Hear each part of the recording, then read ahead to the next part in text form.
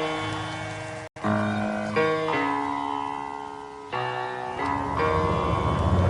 the right club. Be the right club today. Yes! Johnny, that's better than most. How about in? That is better than most. Better than most!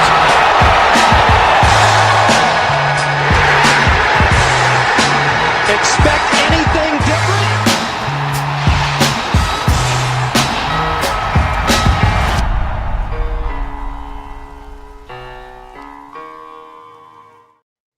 Ladies and gentlemen, welcome back to the No Laying Up live show, the No Laying Up podcast presented by our friends at High Noon. My name is DJ. God, we had a good day to talk about today. That what an upset of the century, guys. Europe, of course, your winners at the Ryder Cup, but it was 15-13. I don't think a lot of people had that. TC and I, of course, had it before the week. We can talk about that later, but I don't think anybody had it last night. Speaking of TC, he is here. He's wearing his Ludwig hat.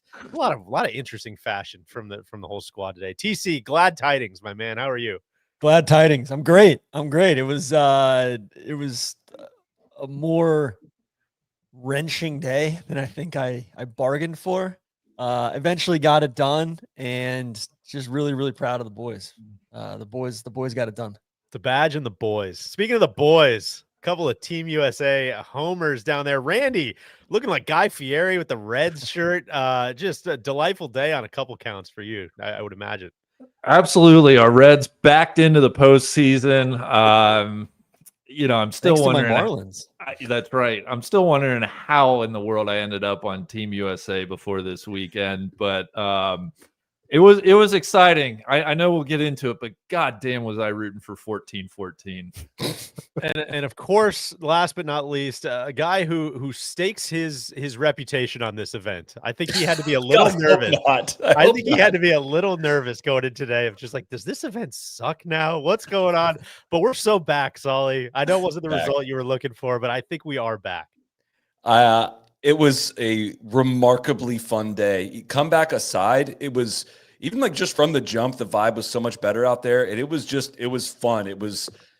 I don't know if it's the early start that makes people hostile or just extra tired in the afternoon on the team days. It was just like, there was still like some of the stuff happening, but it was just fun. The energy was great. And I was out there for 4 hours today without ever believing there was a serious match going on. Everyone's like, hey, do you believe it? I'm like, fuck no. Like, absolutely not. Matt was sending over a copy to be used in social, and it was like, the comeback is on. I was like, no, do not say that. Like, they do not have a chance. I'll own that one. They made it way closer than I ever thought. It was infectious, man. We really needed that day. I know this was just supposed to be the intro, and I was just supposed to say hello, but I'm buzzing, I'm frothing. It was a really, really, really fun day. I have a lot of things to get off my chest. Well, I can't wait to get into it. But first, guys, Randy, have you heard? High Noon has a new non-carbonated vodka iced tea, all kinds of different flavors.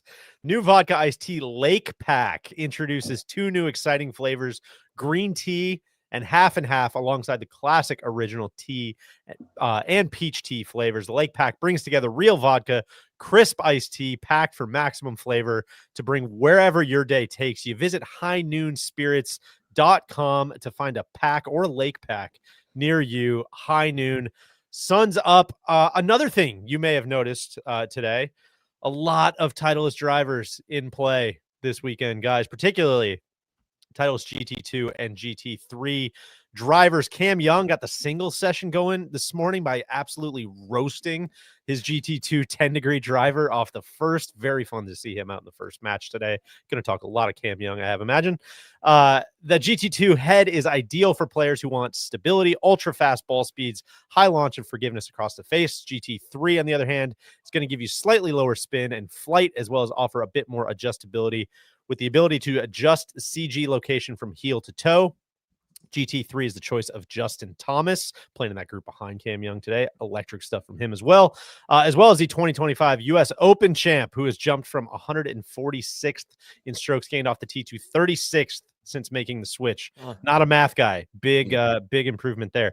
The options don't end there, Randy. There's also the GT 1 Titleist highest launching driver model with maximum stability. The big guy's never been more stable.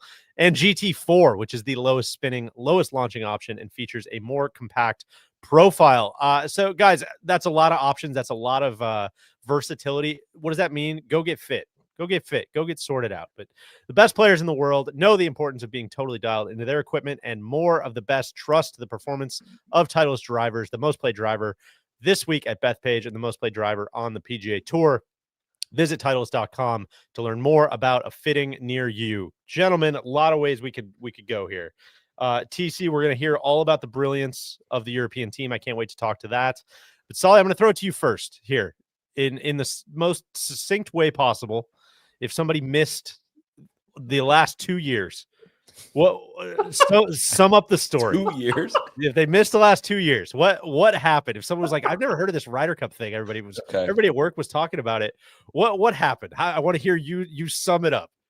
The U.S. team got so embarrassed in Rome that they threw a massive curveball and selected a current active player to be the captain, mostly because of a Netflix series, I would imagine, and out of fan sympathy, I guess, is the best way to describe it. It was a massive distraction of whether or not he was going to pick himself for the team. You can't do 2 years and do succinct. They had a home Ryder Cup, a massive home field advantage, should have had a home field advantage, should have won it, were favored to win it. And a team of great men boarded a ship and came across the ocean and put on a epic performance over the first 2 days, expended a lot of energy in doing so, and almost had the greatest collapse, one of the greatest collapses in the history of sports, most definitely almost one of the greatest collapses in Ryder Cup history. But in the end, they gutted it out. 2-point victory that, honestly, I think I have a feeling is going to pay. There's going to be an attempt to paper over a lot of the mistakes made. I think it makes everything about 1,000 times worse that went wrong on days 1 and 2, because you could make the case. You would have been able to make the case like, yeah, they just played better, and even making some better decisions wouldn't have really affected things.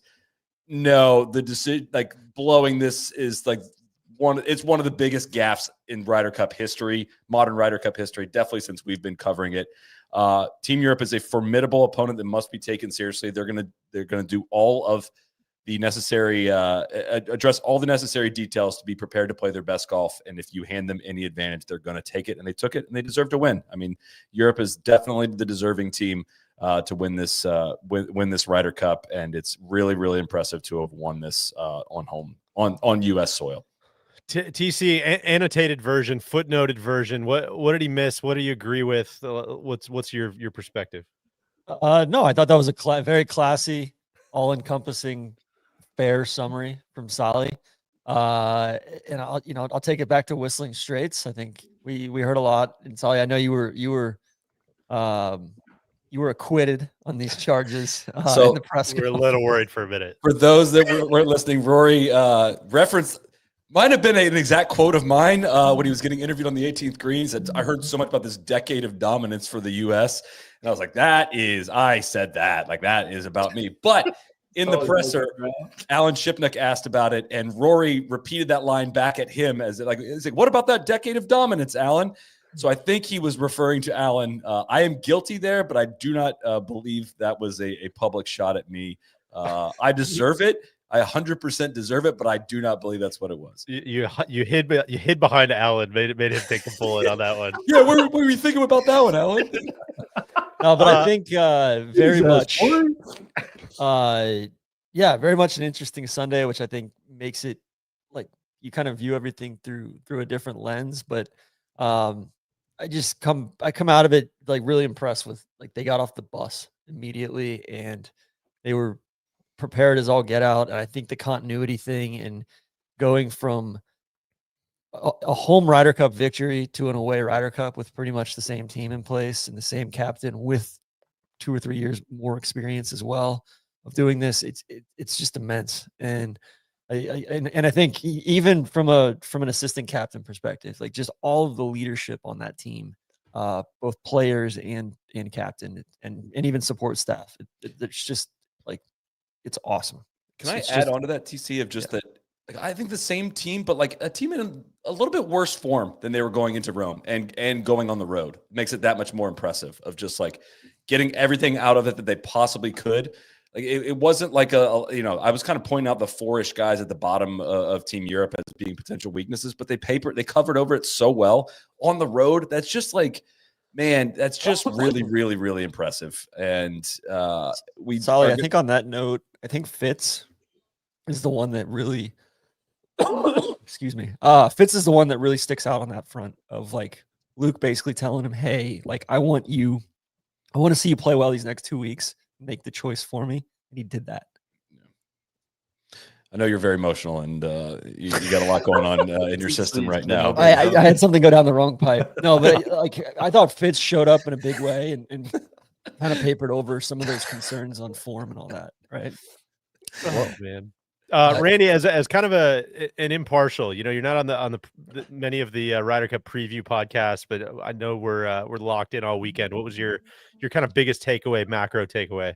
Well, on the preview pod this week, I said I just wanted an exciting Sunday. I wanted a good, clean fight. I wanted some action, some drama, and I think ultimately we got there. I not how I would have plotted us to get to Sunday afternoon with some real tension in the air.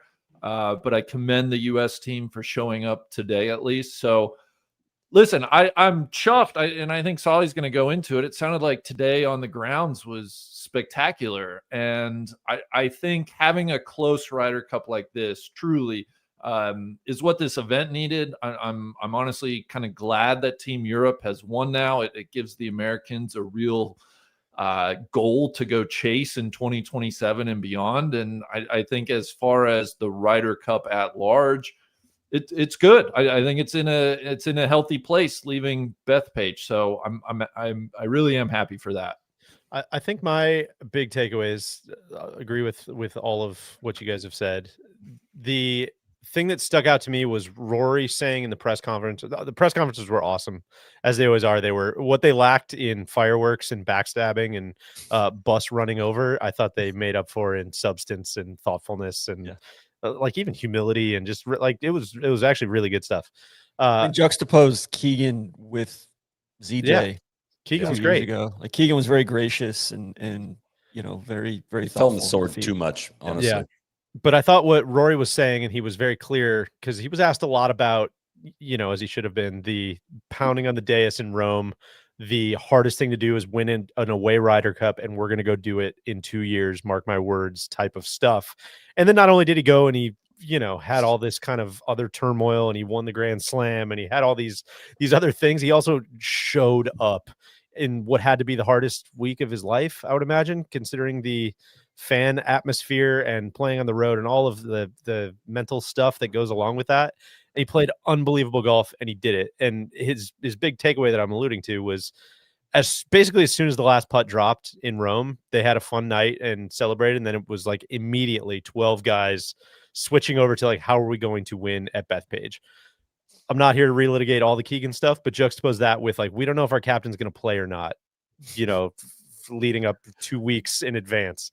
How are we not here to relitigate all this stuff, by the way? I do not agree. I'm sure we'll get to it. I'm trying to put the Euros first because I think that type of self-awareness and planning and attention to detail and, again, like humility and unit building and all of that stuff, I think just stands in such stark comparison to the U.S. team saying like, yeah, cool, we'll think about that. It's like me trying to deal with my homework when I was a kid. It was like, yeah, man, if I like when I'm in the 8th grade, like, yeah, I don't have to study that much. Like, I'll just kind of show up and, win some, you lose some, but I'll win more than I lose. And, I think I'll be in pretty good shape. Then I got to engineering school in college and was just like, whoa, man, I am outmatched. I do not know what I'm doing here. That's a little bit how the U.S. team feels. It's just like, oh man, I should have been studying for the last year. Dude. I cannot catch up in 3 days here. This is going to be, I'm stressed now. There was a moment in the presser where there was like Scotty almost casually brings up that it was their caddies, it's Ted Scott, their caddies discussing how they should switch odds and even holes. Like, and there was just this kind of looking around amongst like all the media people. I was like, did he just say that? Like, what didn't even eventually come from the like, again, stuff that us idiot podcasters are pointing out like weeks in advance of how you're going to set up the holes just based on very publicly available information. And like that kind of takes Scotty calling two different assistant captains. Two different assistant captains to get it like up, get it up the chain to get that to happen. It just, there wasn't really an answer on the data stuff of Andy Johnson asked a couple of great questions just about course setup and all of that. And Keegan was like, just got right out in front of it of, I made a mistake on the course setup. Like that's on me. Tried to say something like, we didn't see the rain coming, which I don't know how. Yeah, they were watering as they were watering the hell out of the golf course on Wednesday night, knowing that it was going to rain all day Friday or all day Thursday. Yeah, Crazy. And again, it's such an all-time bag fumble. We've covered that enough in the last couple of nights, but just today alone, the U.S. gained, I believe they gained over 10 shots on Europe tee to green today. And today was the firmest the course was, and today was the fastest the greens ever were. Like the things that, I overheard an assistant captain talking on the microphone on Friday. We got to get these greens faster. Like that's a thing Europe has done for Ryder Cups forever, is slow down the greens when they go. How did the greens get slow, guys? Like how could you have messed that up? And I'm sorry to just go straight there, but a lot of that is brought to light. And I just appreciated Keegan putting his hand up and not trying to explain it away. Nothing I would do differently. They just made more putts. He was humble, enough to say like, yeah, I made a mistake with the course setup. And I mean, it was obvious to anybody that watched it, but I at least appreciated him holding it. And it's felt sincere too. Like if I had that one back, I would take. I think on the course setup stuff, I don't even think he should be allowed to make some of those decisions because it's so like it's hurting the broadcast. Like it's hurting the product out there. It was like simulator golf out there for the majority of the weekend, and it was like watching golf in kind of two-dimensional versus the ball on the ground or just like it was just really, there just wasn't a whole lot of depth to the golf out there. And I think that's like everybody's cheaper for it. The competition was cheaper for it. It certainly cost the US, I think, but just generally, I think the fans were not treated to interesting golf because of the setup. And I think the thinking probably was, let's get a ton of birdies and get the crowd whooping and hollering. Honestly, that's probably the extent of the thought process, which can be the right. They make a bunch of birdies though. What if they shoot you in the face? It can be the right answer in a different team makeup, in a different or even in a different format. I think you felt it in singles today. Yeah. Like I go back to like I was tweeting something about this, but like the Rolex hour was the first time where I was like, damn, everybody's making birdies. This is sick. Like, actually, this is great. And I didn't feel that way the first 2 days. I was like, man, this stinks. Nobody can ever possibly make a bogey. And when you did get the crowd on your side, and you kind of flip that inertia and you could feel, I mean, you could just feel the crowd kind of, it's cliche, but like kind of willing some of these matches to flip. Bryson was 5 down. He was 5 down through what, 8, 7? And like, flipped it back for a half, and the guy was a guy that is normally out of his mind was 3 times out of his mind today. And that's like, yeah, we could have used that the first couple days, not from Bryson played well. I just mean like that macro kind of the crowd being into it and getting the momentum going. I have more course stuff. Do you want to do that now, or do you want to wait for that? I spoke with somebody who has done this for a team before. And so I'll leave his name out of it just in case he wants to be inconspicuous about any of this. But we're going to attempt to have him on the pod this week as well to break this down. But I was like, all right, like I get it, like kind of macro. I think I can explain it, but hey, you've actually like done this and dug into this stuff before. Can you like break down exactly why this happened? He said, I think making it a putting competition takes away the strength of your best players. Like it makes it irrelevant, like having an iron. And when you're neutralizing Scotty and Colin and JJ and Xander, you're making it more important that they putt well than ball strike. Like that's what this equation ultimately landed on. He didn't like fully properly analyze it, but like, for example, at a President's Cup that he worked on, he was trying to make the golf course like as random. His team was trying to make the golf course as random as they could. The rough gradients changed along the hole instead of one uniform grade of rough like it was all over this golf course. Got different sand in the bunkers that was different than what the American team was used to. They slowed the greens down and took wedges out of the Americans' hands, and you make it random and more to chance in a situation where they were underdogs. And it just felt like I got like go back to Hazeltine. In 2016, they did a good job of like making it a wedge contest, making it from 100 to 150 and setting it up with easy pins. In Paris in 2018, the European team knew they had a significant advantage in accuracy off the tee. So they made sure the golf course was set up that the hole was decided by the tee shot and not the putting, by manipulating the rough and all the mowing lines and stuff that they did with that. They had ropes and galleries put back 20 yards so the rough wouldn't get trampled as well. So there was no advantage to being extra. Like, again, just really thoughtful stuff that is going to continue to add up and add up and add up.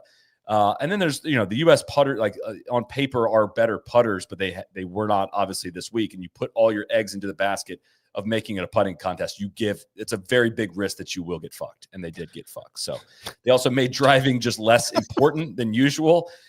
Made approach play easy. So there's no advantage to being elite. So everyone can perform well here. Short game was non-existent because you could fire at pins and you could easily get it up and down from everywhere. And it becomes a putting contest and a huge gamble. Now, I think like if you ran it right back, if you play this whole thing over again, do I think Europe would blow out the U.S. on the greens like they did? Probably not. Like there is some variance to the upside in terms of how well they putted, but it was stupid of them to have taken that risk and they paid the price. I don't know if that made sense. It does. Makes perfect sense. I think there's the variance thing is really interesting, and the they just made more putts thing is interesting because I am willing to meet in the middle on this one. This was a absolutely historic performance, and there was a little bit of randomness to just like, man, all of those went in. That's crazy. I'm willing to concede this was not like Rome where there was more to it than that. But I also think there was more to it than that. And I think listening to Luke in the press conference is again, or really listening to the people talk about Luke in the press conference is the thing that goes back to the exact same thing that they said in Rome. Justin Rose said it. It stuck with me. It hit me like a lightning bolt that when you are so clearly communicating the roles that people need to play and what is expected of them and exactly how the team is going to function, it makes everybody better at their jobs. Yeah. Justin Rose spelled all of that out of just like, we know that he has put in the work and we are so like, listen to any of those guys talk about Luke Donald or Dodo or any of the guys that are in even the support staff. They all shouted out the support staff and the people running the team room and like all of those things. Cause you heard them talk about the hotels and how they switched out the mattresses. They changed the mattresses. They covered the little crack in the door. Changed the bedding to clarify here. They covered a crack in the door that changed. They built all new hotel rooms for these guys. No, but new toiletries too. Better smelling toiletries. I just think maybe I'm a simp moron for this, but if you are so detail oriented about all of that stuff, imagine walking into that scenario and just being like, man, you don't have to worry about anything.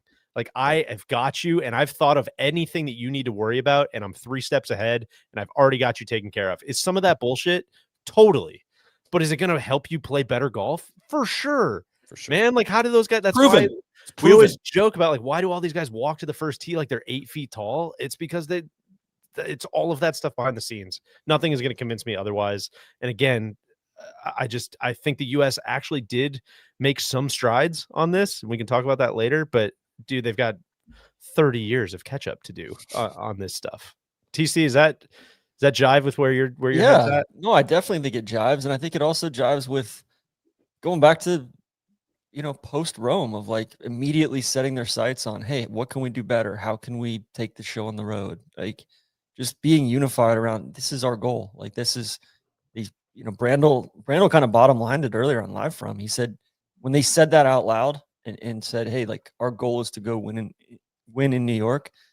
That's like everybody, that was the mission, right? Everybody aligned around that early on. There was no lack of clarity. I think it's clarity and focus all the way across the team. And even, it's because, like the Scotty thing is interesting with going on, like which holes you're teeing off on. And the fact that I think that makes that's even it's like little literal holes that you're playing. And the fact that it takes one round even to notice that and then say something like, do you think Scotty would leave anything to chance him, right, going and teeing it up at Augusta or at Shinnecock next year, going after the US Open? He would never leave anything like that to chance. Whereas in the team room, like that was taken out of his hands, and he had to raise his hand and say, "Hey, wait, why are we doing it this way?" Yeah. And again, it could be random variance in this, but like Friday foursomes, Scotty lost 0.32 shots. Henley lost 1.15 shots. So combined, they lost a shot and a half playing Friday foursomes. Saturday foursomes, playing off the right holes. Scotty gained 0.41. Russell gained 0.33. They lost one down still. They still didn't play great, but almost a two-shot flip, over a two-shot flip, just in playing in the proper order. And I don't attribute all of that to playing in the proper order, but you got to. These things are won on the margins. Yes, you got to put the math in your favor when you have the opportunity, man. And it's not even a thought as to whether or not Europe's going to get that right. I mean, truly, there's not a world where they would mess that up. I think we're just asking for a bare minimum reached on the U.S. side. Like, I don't think we're asking you to be Europe. You just got to meet a minimum threshold. And like, again, you lost by 2 and you sent out the worst mathematical foursomes pairing you could send out twice. You did it not once, but twice. One of the guys you put in the envelope and didn't send out for singles. Like, it's just, it's way, way worse than if you got blown out today. It's way, oh my God, it's so much worse. It's so much worse. We're gonna get all right. I got a lot of other American infrastructure. A lot of different ways we could go with this. A lot of other American infrastructure week stuff that I want to talk about. But Randy, I want to throw this one to you because TC, you mentioned Brandel. Brandel was cooking all week, as he always is. As we know, Brandel household over here. But I thought, also underscored another very important point that I would love for the U.S. team to write down on a whiteboard, circle it, take a picture, text it to everybody on the team, change your background. Randy, who's the underdog going into Ireland here? Oh, well, it's the U.S. for sure. And is it going to feel that way? I think it will, just by sheer fact of it being across the pond. Maybe the better question is, assuming Europe wins in Ireland in 27, who should be the favorite in 29? Because, I mean, you guys mentioned, you go back to 1995, Europe's won, 11 out of 15 Ryder Cups. Europe's won 4 times on American soil since the last time the Americans have won across the pond. And so I thought Shane Ryan in the Does a Captain Matter podcast, I thought he put it pretty well in that I think a lot of this, and I subscribe to this belief, I think the Europeans, Team Europe, wants to beat America a lot more than America wants to beat Team Europe. And I think that is the biggest thing that the U.S. operation has to come to terms with is we need to, like, operationally, it's got to start with, we got to find people that, like, this matters to, and we need one clear direction going forward.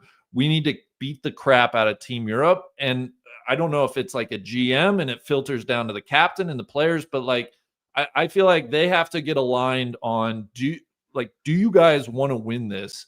How important is it? And everything's got to flow off of that, because you look at Team Europe, the operation they're running, that's where it all starts from. Is this means a lot to them, and it's very important. And as Solly was saying, with like, they can't even get some of the tee strategy right in pairs play.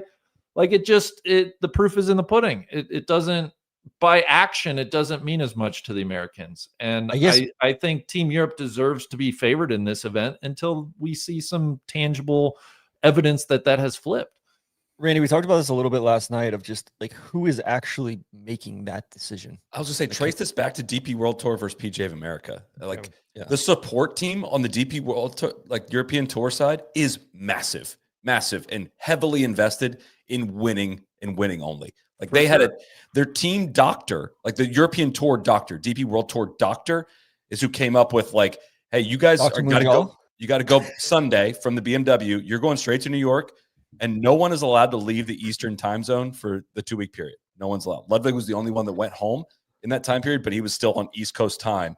And you were not allowed to leave the East Coast time. Like, that was their thing. Remember, the U.S. showed up in Rome and complained about being jet lagged. Yeah, they complained about being jet lagged for an event they knew that the scheduled date was made 10 years in advance.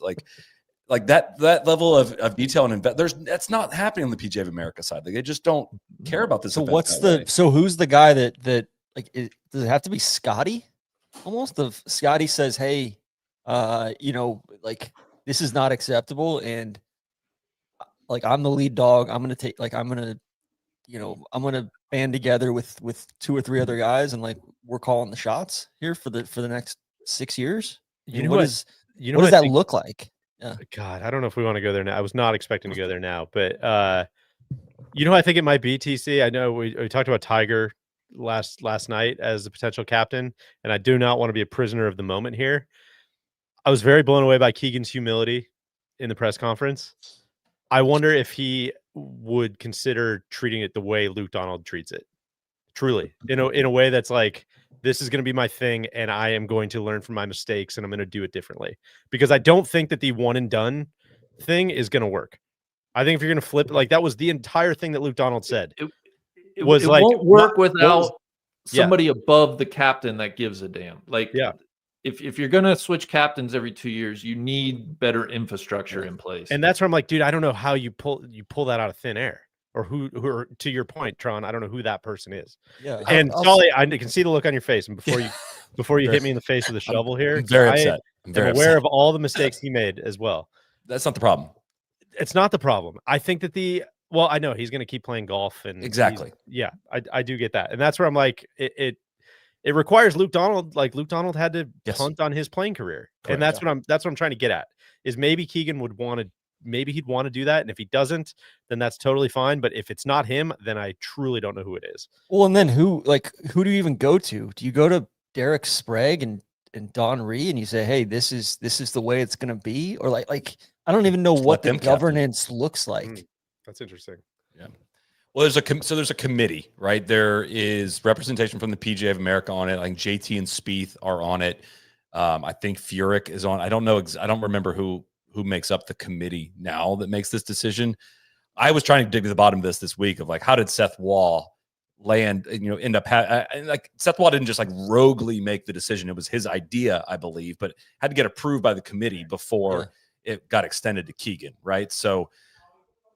Again, how that structure this was supposed to be resolved by this. This is where the breakdown happened. The whole thing was going to be like after Tom Watson was going to be everyone's going to roll through the assistant mold, and they just threw that out the window after Zach. And do you want me to do my Europe does it? So you want me to do my butterfly effect thing here? Oh, let's do it. Let's do it. We were talking about this.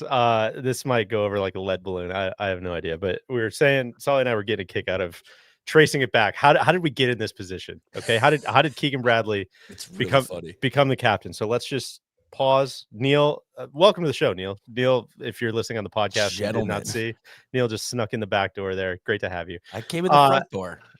Keegan Bradley was the captain of this team this week at Bethpage Black. Why was he the captain? That's all you mentioned on the front. He was a hugely popular, sympathetic figure after the U.S. got their asses kicked in Rome, 16.5 to 11.5. Wasn't even that close. Captain of that team, of course, was Zach Johnson. Vice captains of that team, Steve Stricker, not involved. Davis Love III, not involved. Fred Couples, not involved. Stuart Sink, not involved. Jim Furyk, involved this week. But a past captain, lost in Paris. He wasn't going to be the captain again. So why was ZJ the captain? Why was he the guy?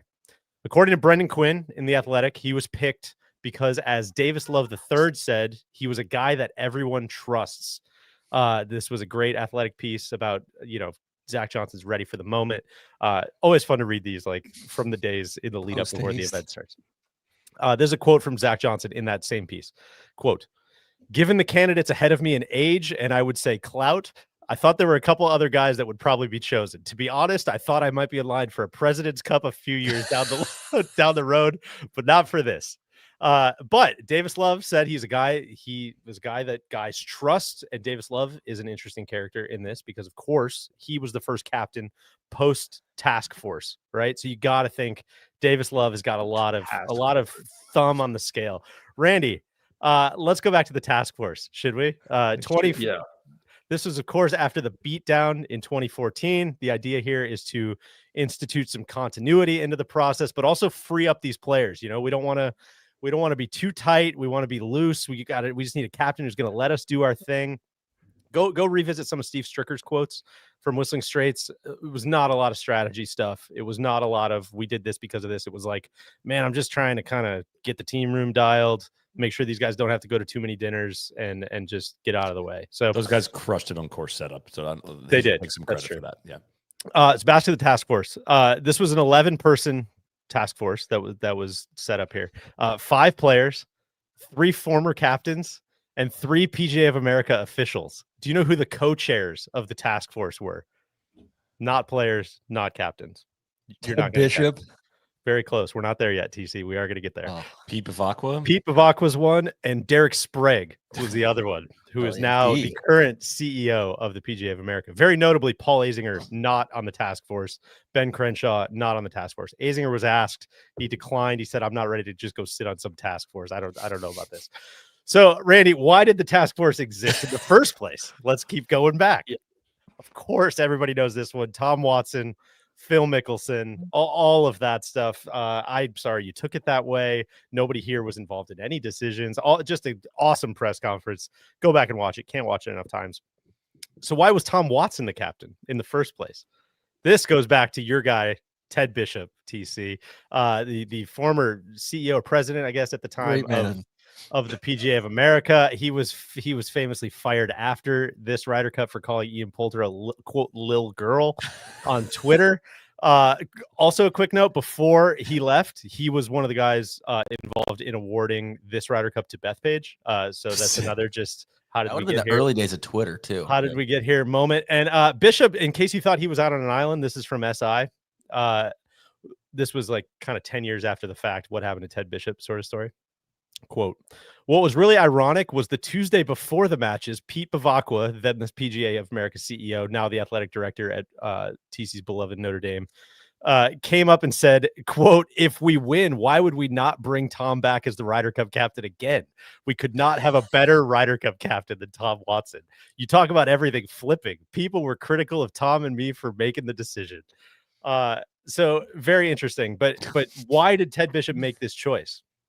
Tom Watson was the last U.S. captain to win on foreign soil, right? Of course, he won in 1993. There was a lot of talk about 1993 today on the broadcast because that Ryder Cup was very close. It ended 15-13, much like today. It also had a man in the envelope, as they mentioned. And so that morning, the singles matches come out. It's discovered that Sam Torrance can't go. I think they said it was toe injury or something. And so it figures out that Lanny Watkins was unable to go.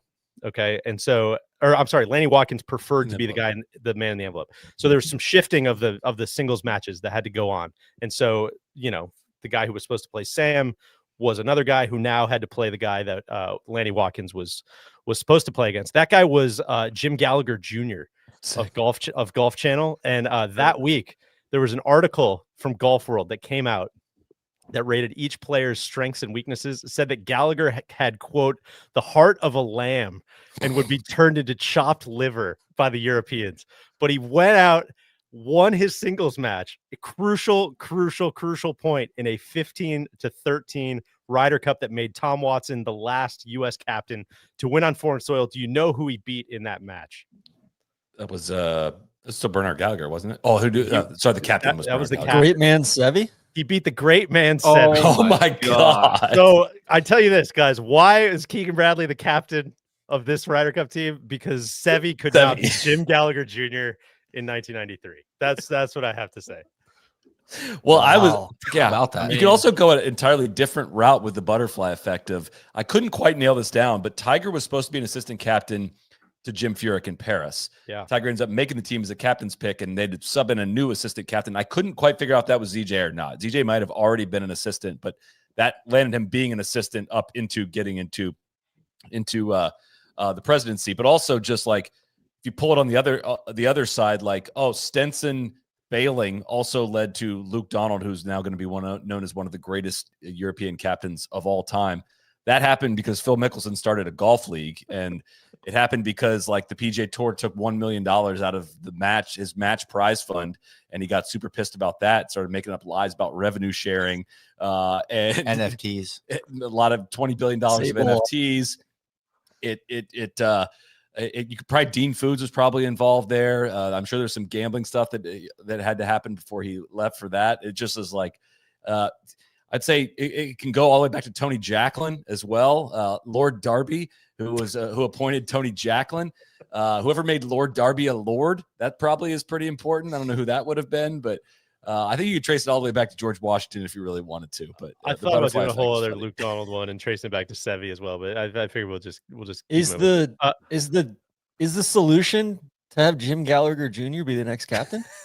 I think you got to square this circle. He should at least be on the task all force. the way back. All right, guys. The Earl of Derby, Lord Derby. It looks like he was appointed by.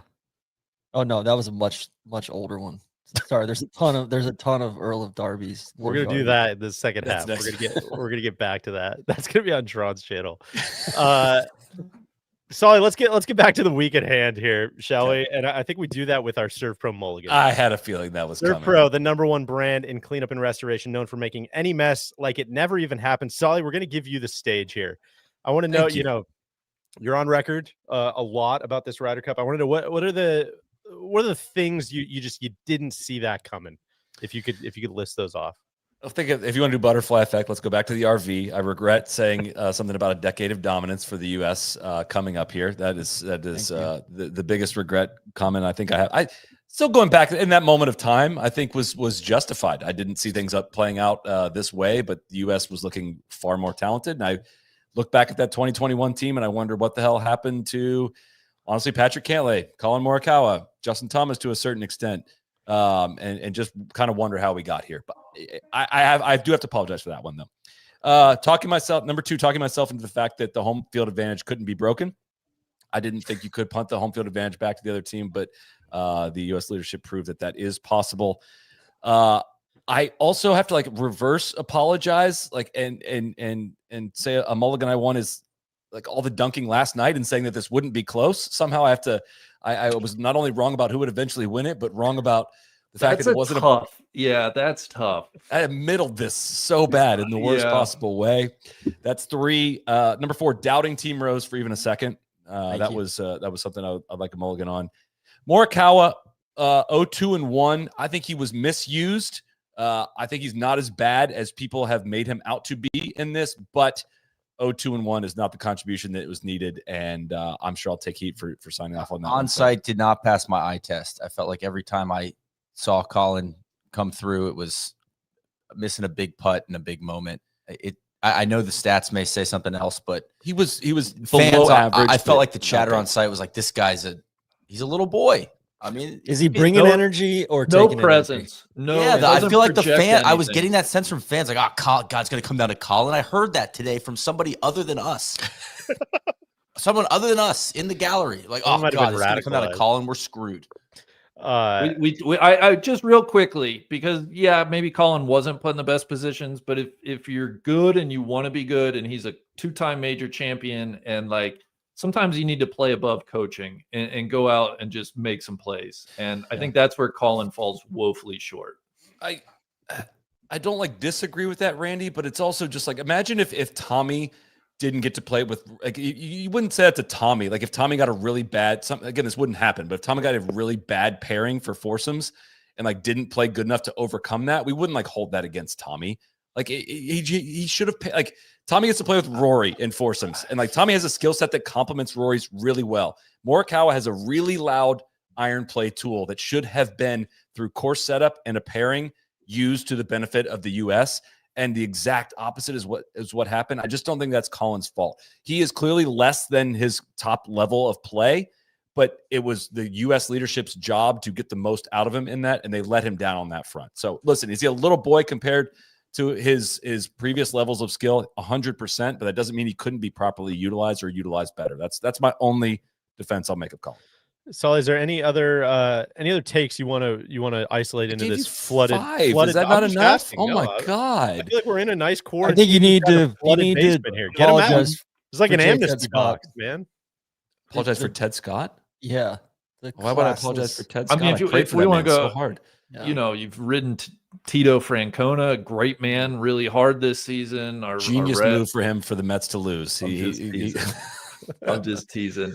Well, in that case, I want to say a big thank you again to ServPro. Over 2,200 locations nationwide. They're faster to any size disaster. Visit That was a pretty big servpro.com. disaster. And this was a big disaster. They cleaned it up though on the last day. No, they made it worse. They made it worse. Well, we'll get to that. Visit servpro.com or call 1-800-ServPro today. Randall.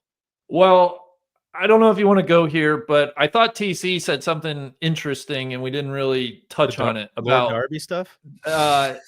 Like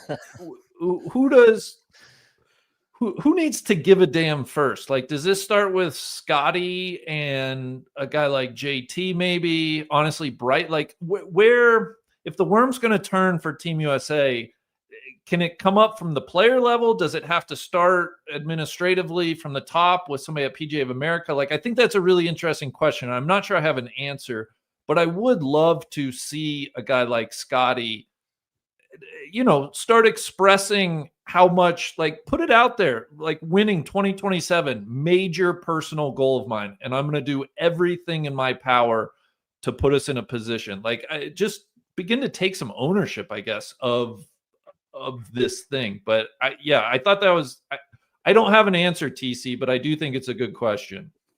Yeah, it's like the change has to start somewhere, or the tone has to be set somewhere, because there's different, like it's not just like, hey, let's fix it. All right, cool. How, there's different roads and routes you can go down to fix it, And I think it's going to take a lot, Randy, to earn the trust of the U.S. players that seem to want to kind of take matters into their own hand. And maybe they had to. I mean, two of them had to get the right order in play, obviously, in foursomes. But, like, it's going to take a lot to be able to trust the work that, like, that's the thing with Europe. It's so obvious how much work they've put into it. The stats person, Eduardo Molinari, is a player who runs their stats.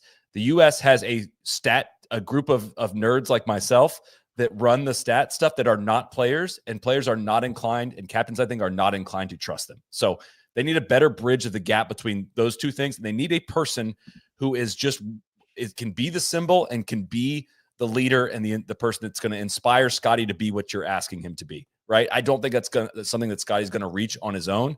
I don't think it's something Rory has reached on his own. I think that Rory has been a creation of a European system. Rory's a creation of Sevi. He is Sevi is he's an ancestor of Sevi. What's the order of that? He's an ancestor of Sevi, or he's a descendant of Sevi. That's exactly what that is. The great man.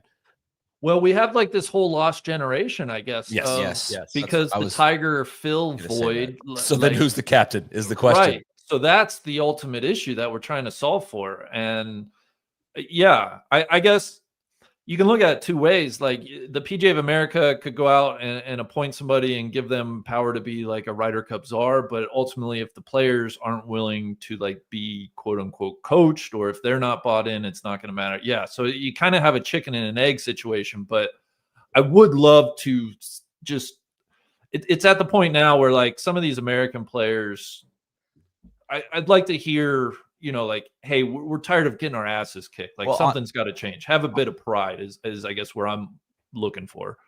On that note, Randy, I was walking around today, and I don't, this was going to sound like a stray towards Tiger, but it's interesting to me that it feels like on the European side, the Ryder Cup is the pinnacle of, like, we need to fix this. We need to win this. This is what matters. This is the North Star.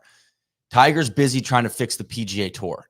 That seems like a bigger deal on the American side, is the tour itself. Now, you could argue that's fair. Like, we're talking about an exhibition here, but I think Tiger's absence is a factor. He's still the biggest magnet on the American side. And I honestly thought he would be there.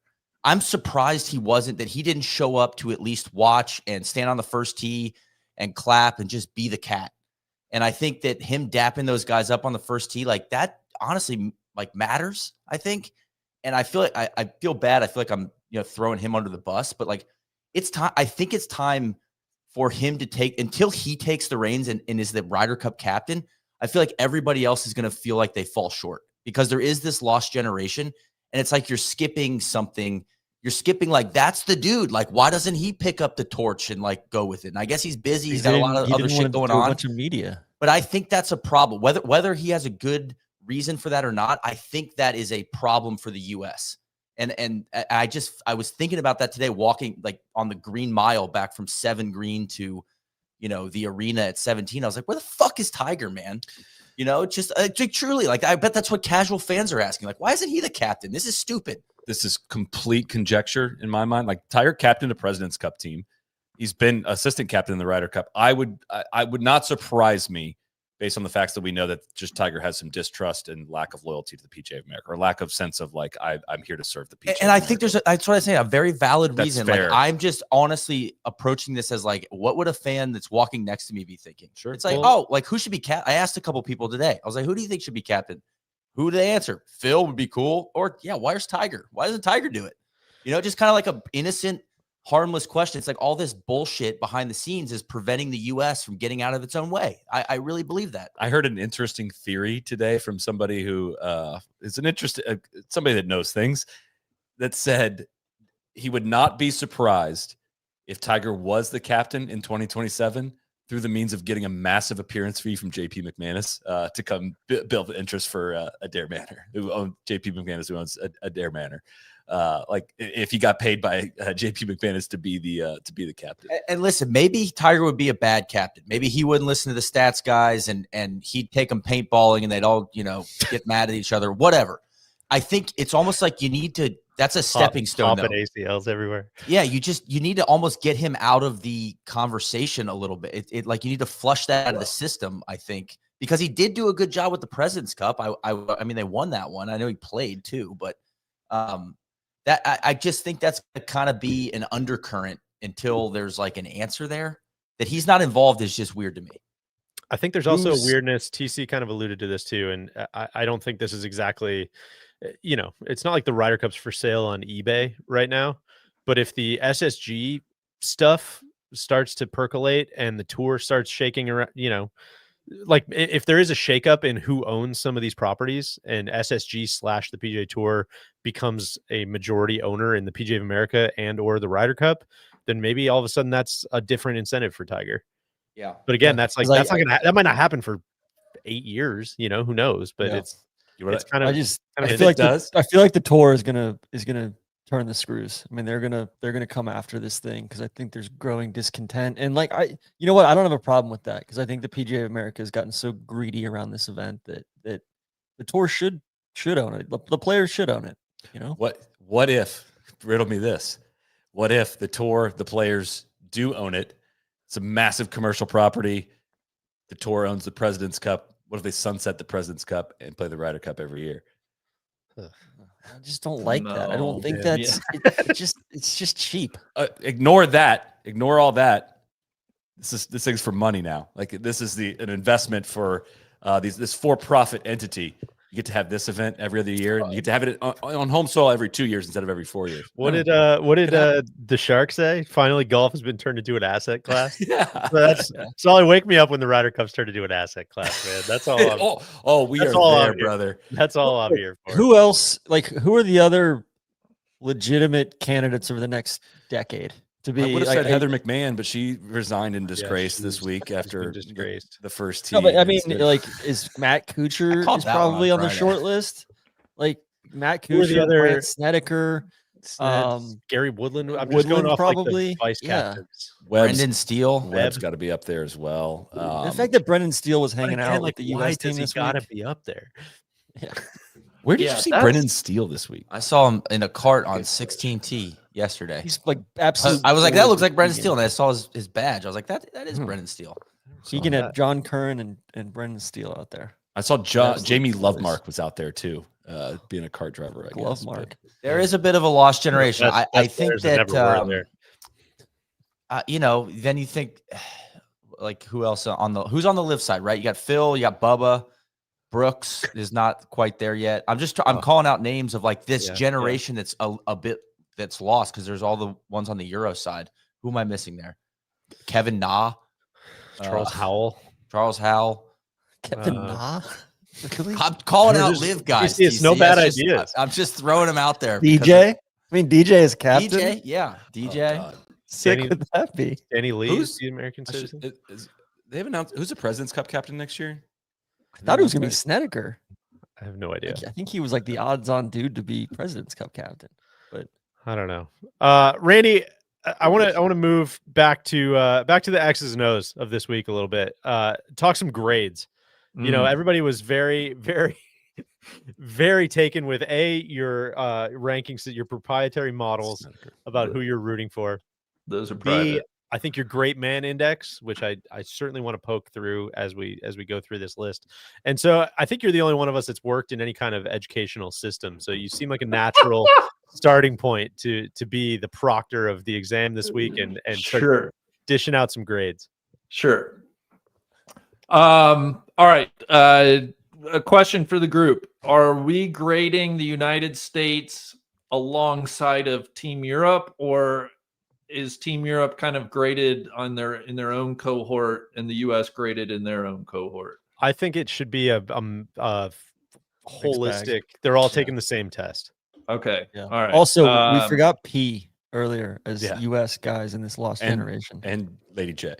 And Spieth. Somebody just said in the I've comments. always graded people up against like their expectation of what they're expected to deliver for their team. I don't know if that throws off anybody else's system, but like, you know. Well, I'm let's not dive an into instructor. it. I don't know. Do you want to throw out names? Sure. Do you want me? Yep, Okay. absolutely. And if anybody vociferously disagrees, please Yeah, feel let me free to know. make a hell of a lot of noise. We got to start with the captain, I think. The El two-time Capitan. winning captain on the European side, Luke Donald. Listen, A plus. I don't know what else you can. The guys love him. They play for him.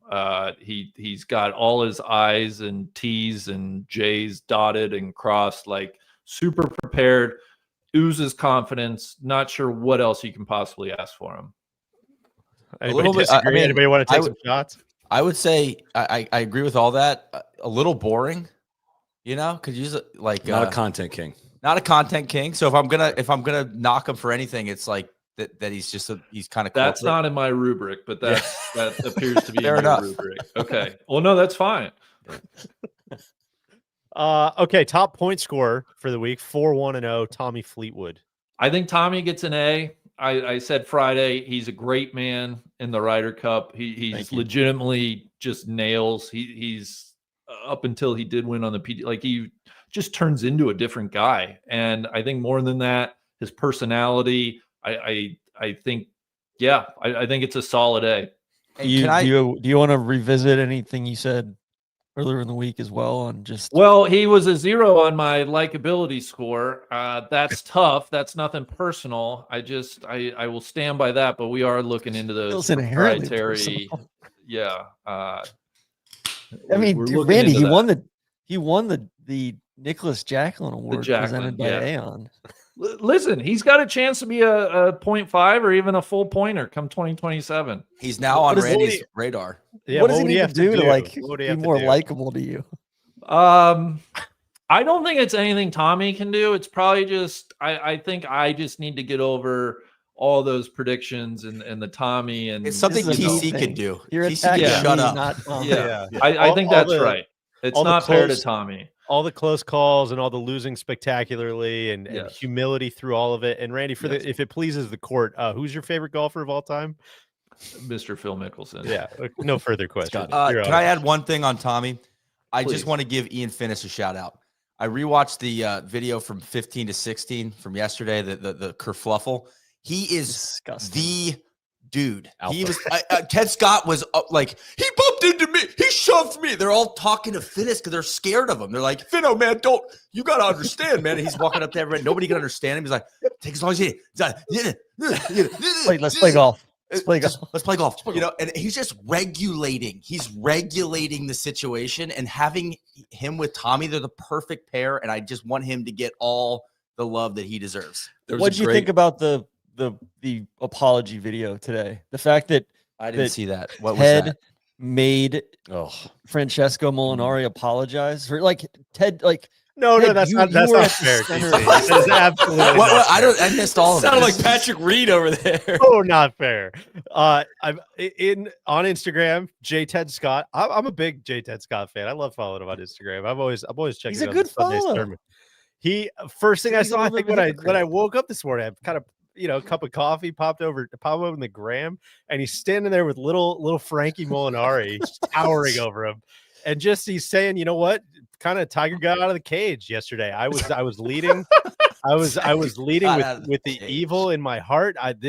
He said, quote, "This is a great man right here next to me, and I should not have acted the way that I did, and that was cleared up by the, and I encourage you guys all to learn from this, and I'm very sorry." He did not make Molinari apologize. He was there No, he as a used show Molinari of as a it's all prop. good. No, Somebody said and he looked like then- the There Will Be Blood. Like this is I will say, I just saw in his Partner HW standing next to me. I abandoned my boy. in Ted Scott's Instagram profile there that Cody just flashed up. He does have pickleballer listed on his Instagram profile. That is really tough. Listen, I think Ted Scott, he let the urge out a bit yesterday. He works really hard to keep those urges in, and it just, the Tiger got out, like you said. All that to say, I want this to come back to Finno. Like, he was truly, when shit was popping off, everyone was like, no, I want that guy on my side. Like, Ted Scott immediately was like, no, Finno, he shoved me. He shouldn't touch me, Finno. He should not be touching me.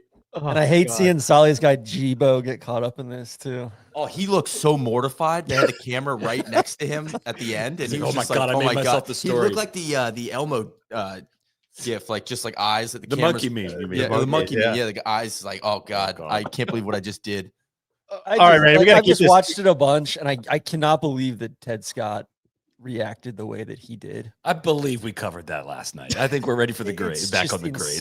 Can't pull over any. Can't pull apology videos. Two apology videos. TC can't pull over any. Moving on. The teacher's losing control of the class here. Rory McIlroy, 3-1-1. He's getting shouted the worst things you've ever heard in your entire life be shouted at another human being, and still plays great golf, telling the crowd to fuck off and then hitting it to 2 feet. Great in the press conference. Sick. I'm sorry, Rain. I'm leading the witness here, but I hope we're hearing something good for our guy. Here, clip this for posterity. I think it's an A+ week for Rory McIlroy. For sure. He's got my highest player grade. He's under the most scrutiny. He was the subject of a ton of verbal abuse. I mean, this started in 2023 at the press conference. That's when we began grading Rory McIlroy. And for him to come through 3-1-1, playing all 5, massive respect for Rory. He's alive and well, huh, Randy? Yes.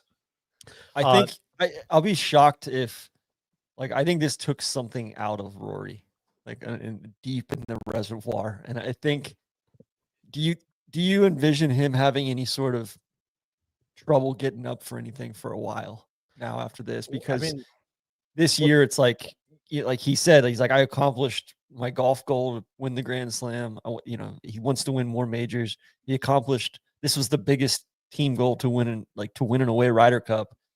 At some point, is Rory going to cold storage for the next 6 months? Can I hope he does. Honestly, Right? he seemed a little, chip on his shoulder lately. I hope he gets I hope he is in a great mood the next 6 months. And if he doesn't want to play golf, then don't fucking play golf, man. Like, he's earned it. He's signed up for a lot of national opens. Signed up to he's playing the golf. India event. Well, TGL. whatever he wants to do, he's earned it. That's all. I was so impressed in person with just grown man shit from Rory. He kind of, he brings it on because he engages with the crowd, but the shit that it gets tossed his way and exclusively his way is really something, man. It's exponentially worse than anybody else on the Euro side. Like, he's the needle, period, point blank.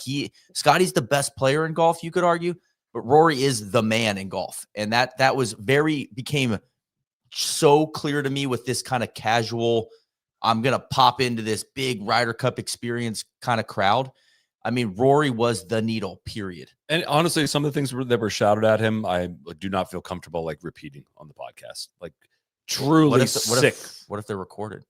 Some of them may be sick stuff of rooting for horrible outcomes for other family members of his, yelling at him. And it was uncomfortable. And he honestly handled it about as well as he possibly could have.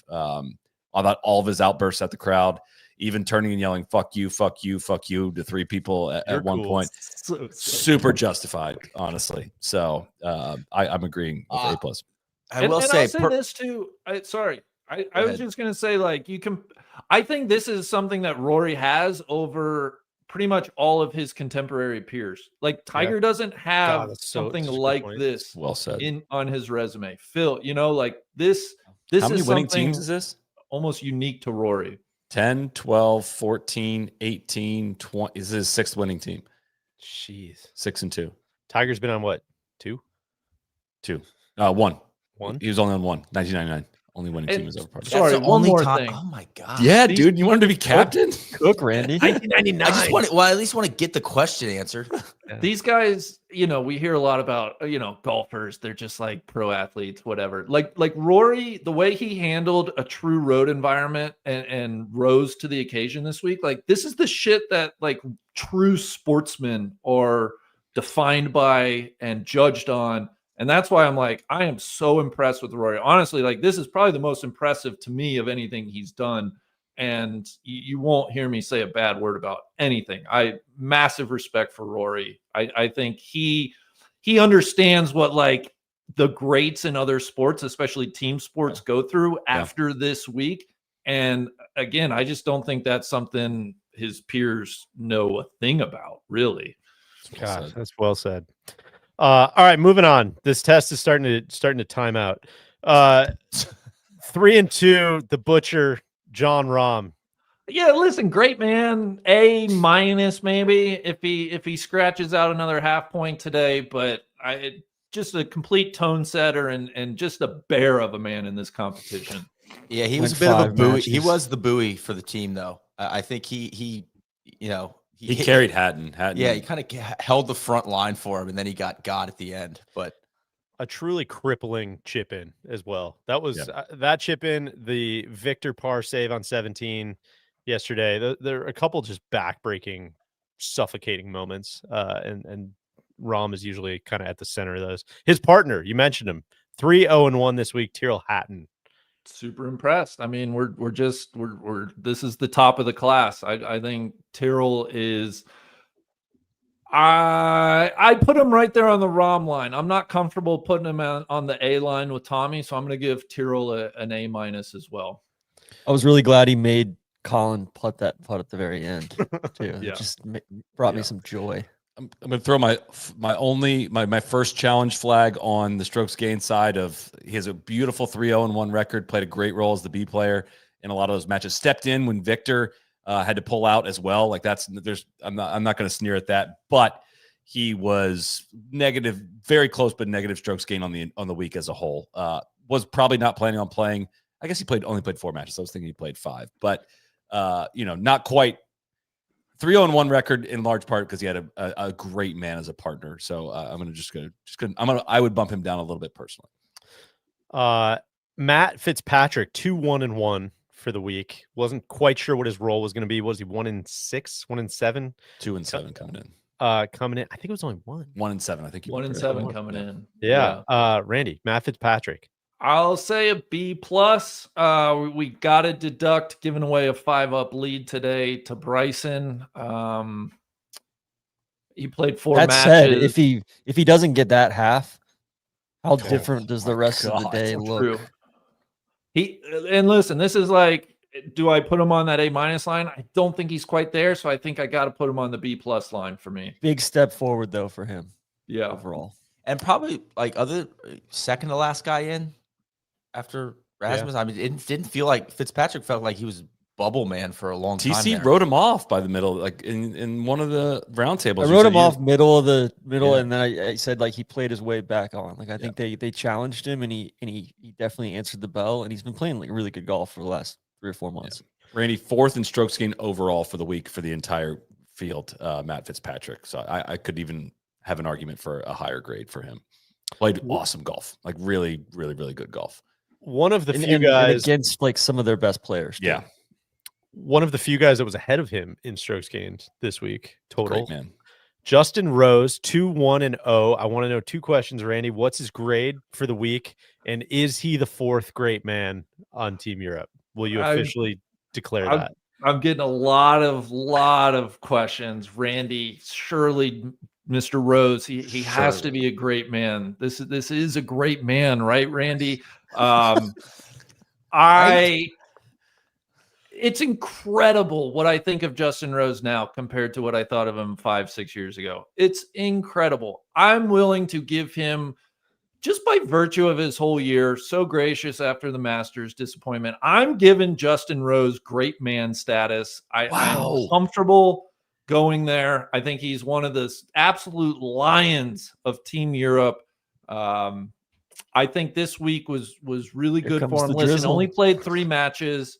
Lost his singles match today to a hot Cam Young. So I'm putting him on that. Again, 45. Fitzpatrick's a B+. I'm giving Rose a B for the week. Ooh, I thought you'd go higher than that. But behind the scenes or being there, Rose, he gets shouted out everywhere, and he's so charismatic. He turns and flashes those pearly whites, just chuffed he just eats it up, man. He loves the spotlight, and when you see somebody just in their element like that, Randy, me too, boomerangs you on the guy. You're like, man, he was just made for this shit. It's incredible. Honestly, he does get some extra credit for telling Bodine to fuck off. So that might push him up to a B+. And walking in that putt from 8 feet. Yeah. I still wonder if he thought that was in, like, immediately. If he knew that was such an early. Anyways, I'm not willing to punt on what I think of that moment. Okay. In my guy Team Rose, I think he knew it was in the hole. How are the boards, Deej? Are they popping off? Yeah, servers crashed. Crashed. And they switched to a membership model, so a lot of people were pissed off about that. They put it behind the paywall? Yeah, it's just not the same as it used to be. Oh, man. We know how that goes. A lot of the good guys have left. They talk on Discord now. Randy, going down the list, 1-0-2, but he takes away in his suitcase the clinching point. The big man, Shane Lowry. Yeah, an important half point. Wow. Tread carefully based on this photo that Cody's throwing. I know. I think he's a B- if you're just looking at the results in the play. He's probably got some intangibles if you want to bump him up a little bit. Intangibly rich? Certainly your prerogative. But I think he's a solid B player. I think especially once you consider the expectations going in as well. I mean, I think the form hasn't been great this year, all of that, and he rose to the occasion. And I'll say this, he and Russ were the 2 best golfers on the course today. Like, he needed to go toe to toe. And granted, they ended up getting to 15, but that point sure felt really, really, really important. He literally needed to match. You need to put in the performance of the day to do it, like to clinch the cup. Like that almost like that replaces any income. And you missed an assignment early in the year, like you got the extra credit, man. You get straight to. And I'm not the biggest, Lowry fan, but to hear somebody say, I just accomplished the coolest thing I'm ever going to do in my life, like to rise into the occasion. And then just yesterday, like, intangibly rich is right. I mean, Rory was leaning on him all day. Truly, just it speaks to, again, Team Europe. They pairing the right guys together with Lowry and Hatton both playing a really good B role. I think Sepp Straka did that as well on day one. Just, I don't need to do much, but there's going to be a few moments, and they almost realized those moments, and they hit those big putts when they absolutely needed to. And just watching Lowry, just kind of regulate for Rory, and just he did not leave his side. Rory went to the bathroom on 12 yesterday.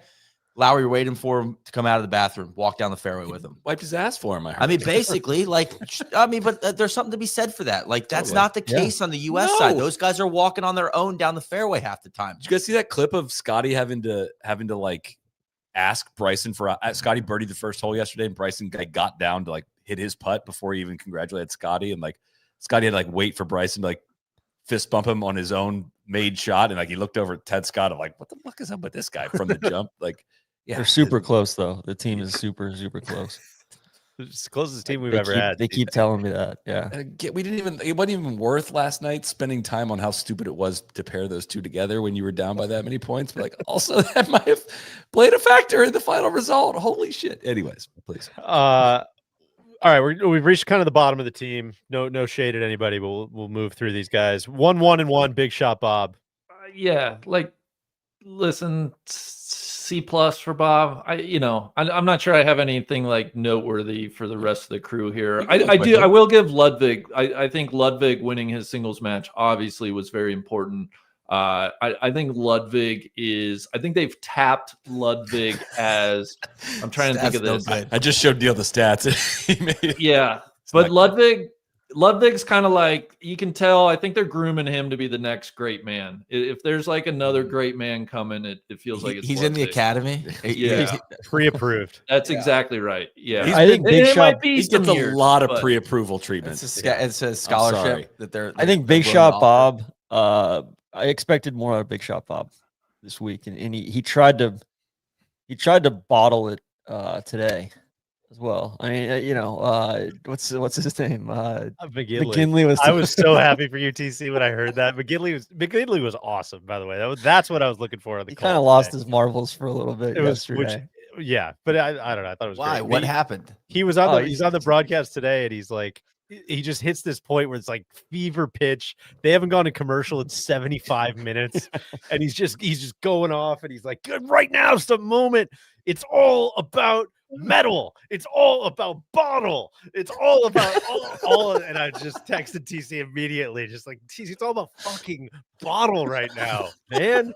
This is what we've been waiting for. It was so good, so good. McGinley was great. It's about the boys and the bottle and the badge. The badge and the boys. Who's left? We've got Sepp Straka, 1-2-0 for the week. I mean, you said it, Deej, after the presser, and I think I'm glad it's like finally out there now. Like his wife gave birth like wildly prematurely to their son, and like his son's been in the hospital for the last couple of months, and I think it's cool that like they brought him on the team, even that they picked him throughout all that. And it's probably been the toughest 2 months of his life, but also he probably slept better this week than he has in a while. But just the fact that, hey, you know what, like this guy's part of the squad. We're not bailing on him because the situation isn't right, or because the timing isn't right. Like he's earned his place here, and I think he did his job. I don't think that they were needing him to be a world beater, but I think that he went out and he played hard 3 matches, and like that's what they needed, right?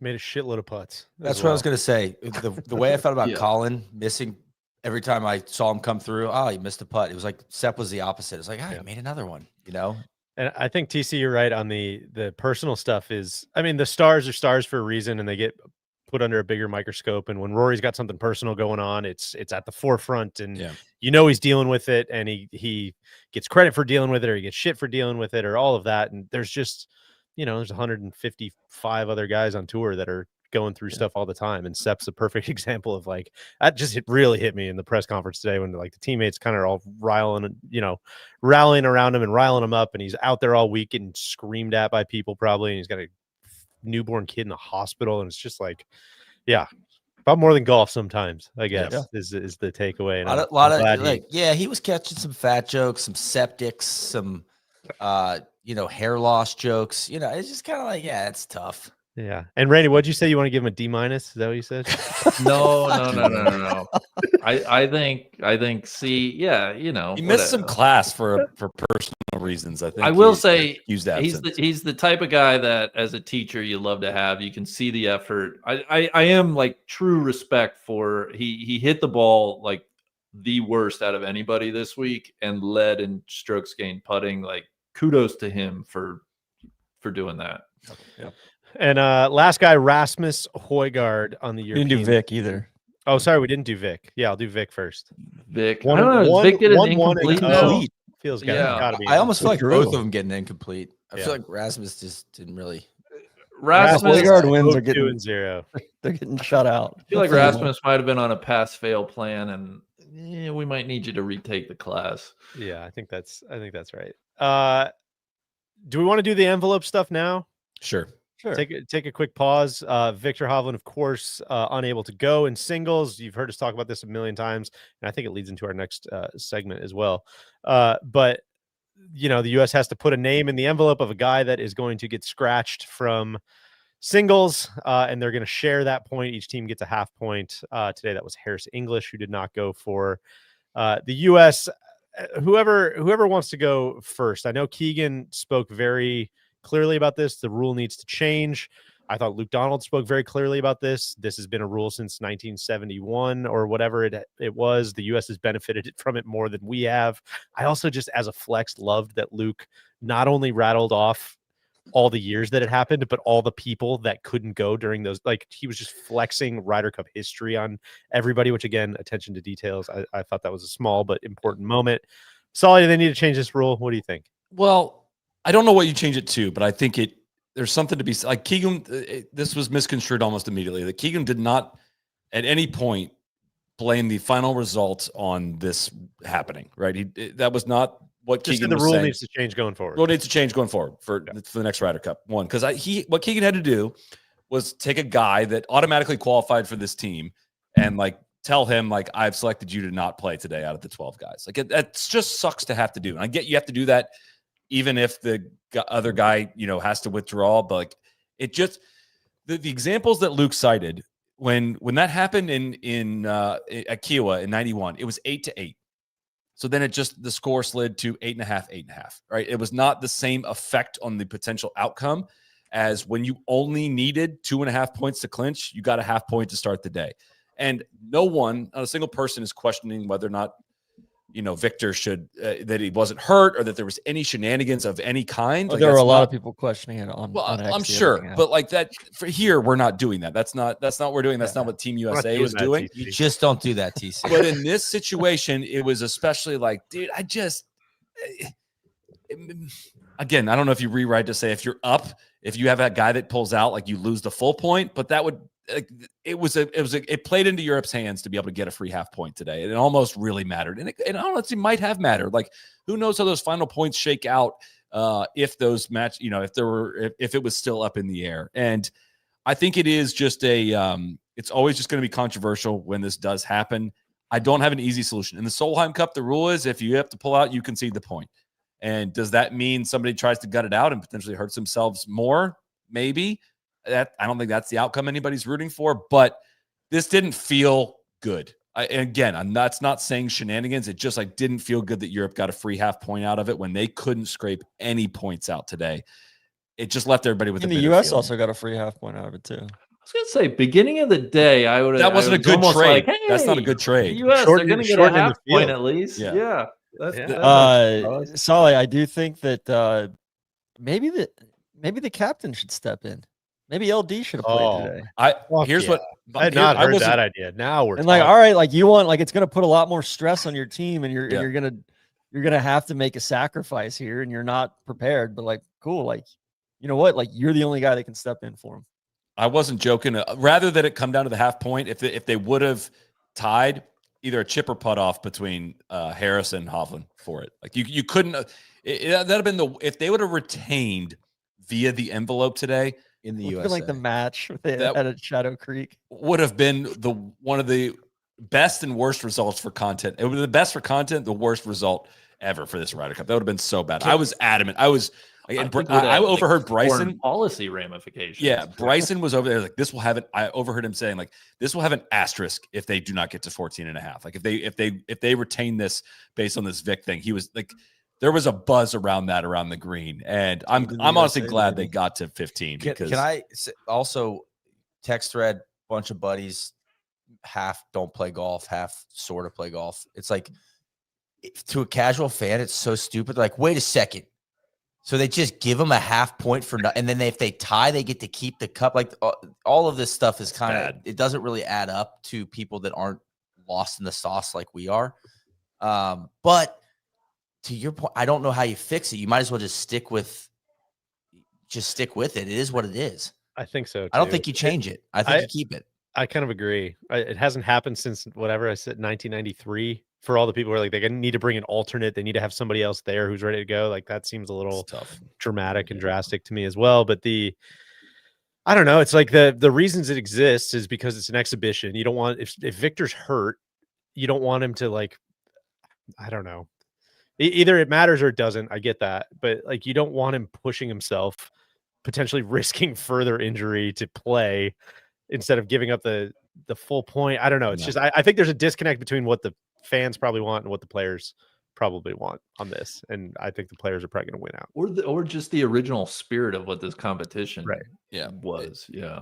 It also like just isn't going to sit well with a lot of people that the last we saw of Vic was draining the putt on 17 and letting loose a massive celebration and fist pump, and then a hole later he's out injured. Like that was never going to sit well with people overall. The way all of that unfolded. Again, I am not accusing anyone of any shenanigans. I'm hurt more than anyone. Like I if you're hurt, you're hurt. Like I get all that. I hate. Are you hurt or are you injured? Yeah, but Well, and again. At the beginning of the day, too, this comeback didn't even seem remotely possible. Like I was more bummed for Harris than anything. Like that just is kind of an ultimate Do humiliation. you think he was the right guy in the envelope? No. I mean, I think that the course That was setup, more the question I had. I was like, I thought it should be Colin, honestly. I think the course setup neutralized a lot of what Harris does well, too. But I think it should have been Colin. No brainer. Well, listen, we lucked into this because we've kind of done this takes in the envelope game, and I was like, nobody's gonna know what this is, and like the takes in the envelope game has never been more relevant than it has been this week. And this week, the takes in the envelope, we're changing it a little bit. We've done the Yeti's coldest moment in the past. We're changing it to the Yeti takes in the envelope because we put all those takes in an envelope because they're a lot of them were cold, a lot of them were really cold, a lot of them were really hot. We put them in that Yeti cooler or Rambler or tumbler, and they just stayed cold. They stayed hot all week. Latch integrity, Deej. These were takes that none of us have seen, that all of us had. We sent them to Cody on Thursday night. And Cody, I think if you want to pop in here, we can. Cody held them in escrow. Cody's held them in escrow. Cody's got all kinds of Yeti product that he's keeping these things stored in down there in Texas. Who you want to start with? Well, I'm going to start with Mr. Ryder Cup himself, Sully Sullivan. Knew you were going to pick me. I knew you got called me. Famously, the last time we did it, I, of course, misspelled or used the wrong peak. You know, I went with this peak instead of an actual peak. But this is where we're at. All right, Sully, do you want me to read them for you? Or I'll suffer the humiliation. That's fine. I said day one, foursomes go 2-2, but US wins 4-ball 3-1. That didn't happen. We can. Surely that's the worst one of all of them. Sepp and Shane combined for 1 point total. This was not 3 as points. far off as a bold. It's a bold call. They had 3 points. That's Disrespectful. Yeah, 3 points. And honestly, I mean, Shane got more points than 1 point just by himself. yeah, but it was close to not going that way. They were. That was a bold call. I don't regret that one. It actually wasn't. It actually wasn't that close. Now that I've looked at it, really close. It was really close. So that's 0 for 2. JJ Spawn goes 2-0-1. He went 2-1. That's pretty close. I'm gonna That's fly the pretty flag good. on that one. Yeah, that's pretty good. Well, no, you don't get to fly the flag. Yeah, You're that wrong. that's a No, win. that was just saying no, it- that's it a wasn't win. I would have boring. liked to have seen a little bit more of Spawn. Yeah, Like one more session. I So do tend I to with agree. foursomes. He had a tool. Yeah, he would have made a lot of sense. He also carried Xander around a little bit in that winning match. Just saying, the losing with Scotty Scheffler was tough, but also Scotty was not really the Scotty that we were expecting in that Friday football. So really close on that one. All right. Well, listen, those weren't as you were pretty humiliated earlier. You said these were going to be just horrible takes. Those wasn't that bad. wasn't that bad. On my Honestly. scale of humiliation, which is pretty, it could be. I feel like some of those takes could be in the danger zone between like they're True. not cold enough and they're not Yeah. hot enough. There could be some bacteria on them. Well, let's keep it in New York, okay? Neeler. Yeah, tough scene for me. Well, I had Bryson throws on a MAGA hat Which for- is what we're cliche. talking about. So that's the take. I'm pissed I didn't get to this take. in Great the take. afternoon 4-ball. I thought I was pretty close. Kind of walked hand in hand with DT to the first tee. I thought for sure we were going to see a MAGA hat come out of the bag. Which, listen, that would have been content. So I missed on that one. Cody, Ludwig and Victor end up losing with a losing record in the 2025 Ryder Cup. How'd I do? They were both even records. 1-1-1 for Close. Vic, 2-2 for Ludwig. Okay, so We don't know close what again. happened. He Both- got a free half today. You know, Both negative strokes That's right. gained. If to help support that, I think is Yeah, I a just fair kind of call. thought these guys were coming in on name only, and I think you weren't far off. I think You were my proven theme right. was my thesis was correct there. Yeah. Talk Um, about not being far off. I'm gonna ring the bell for this one, Neil. Yes, Ding it, sir. brother. Cam Young, top U.S. rookie. I knew Cam was gonna Hey. ball out. I knew it. I thought, God, he's so easy to pair with a bunch of different guys. He is just a Swiss Army knife for Team USA. And what a putt on 18. Cam balled out, man, and the crowds loved him. It was almost like he gave him nothing in the lead up all week. Yeah. And then if you perform for a New York crowd, they will love you. Big man, Randy, you know this. They will love you. You just got if you Forever. produce forever. And so I think he's that was a big week for Cam. What a sick moment on 18 too. We'll get I great into asked this episode. I asked for 3, but of course, you know, the Schusters. No, always this come was prepared, before all right? you. Yeah. Oh, okay. excuse me. Anyway, go ahead, Neil. Well, I told you to pick 3 of the whatever you wanted to pick, but you put up ball 4. I said Shane Lowry has an incident with a fan and then calls security to get that fan ejected. This happened like 7 times. Yeah, fly the flag. So fly the fucking banner on this one. But Randy, we didn't have a capital S situation. though. You're exactly right, TC. There was no capital S situation this week. Neil, that's yeah, good I think stuff. pretty good pretty good good. showing. Yeah. Yeah, that's Well really done, good. Let's move on to the big guy. Randall. Okay. I kind of forget what these are. My first one was the first tee atmosphere Friday morning is noticeably diminished from what we'd expect and hope for. Logistical nightmare becomes a big storyline. I said shout out the Solheim Cup hit at RTJ.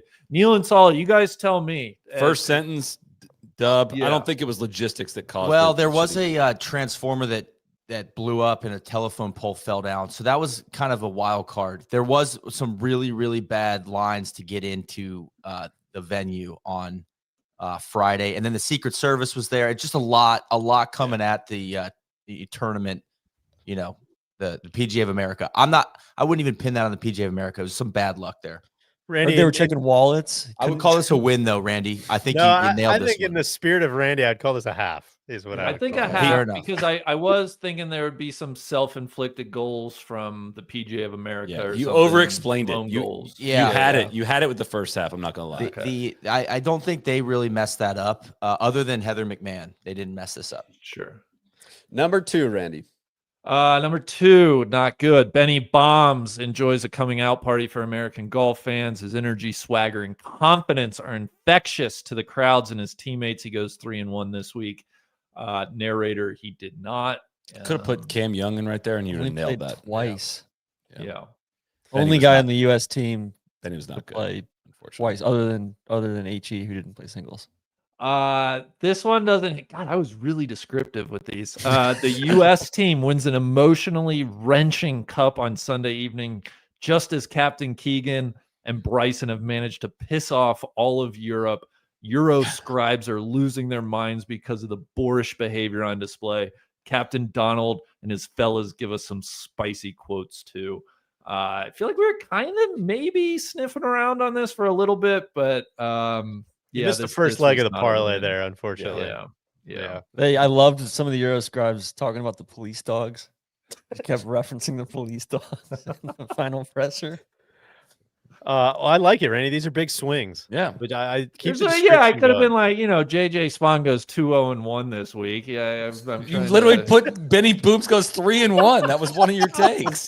I'm And just he was giving talking you about his shit. energy and his swagger. Yeah, I'm just giving you shit. Bob Lee swagger. All right, right. Deej, let's go with you next. First one, the Bryson JT pairing blows up on the launch pad.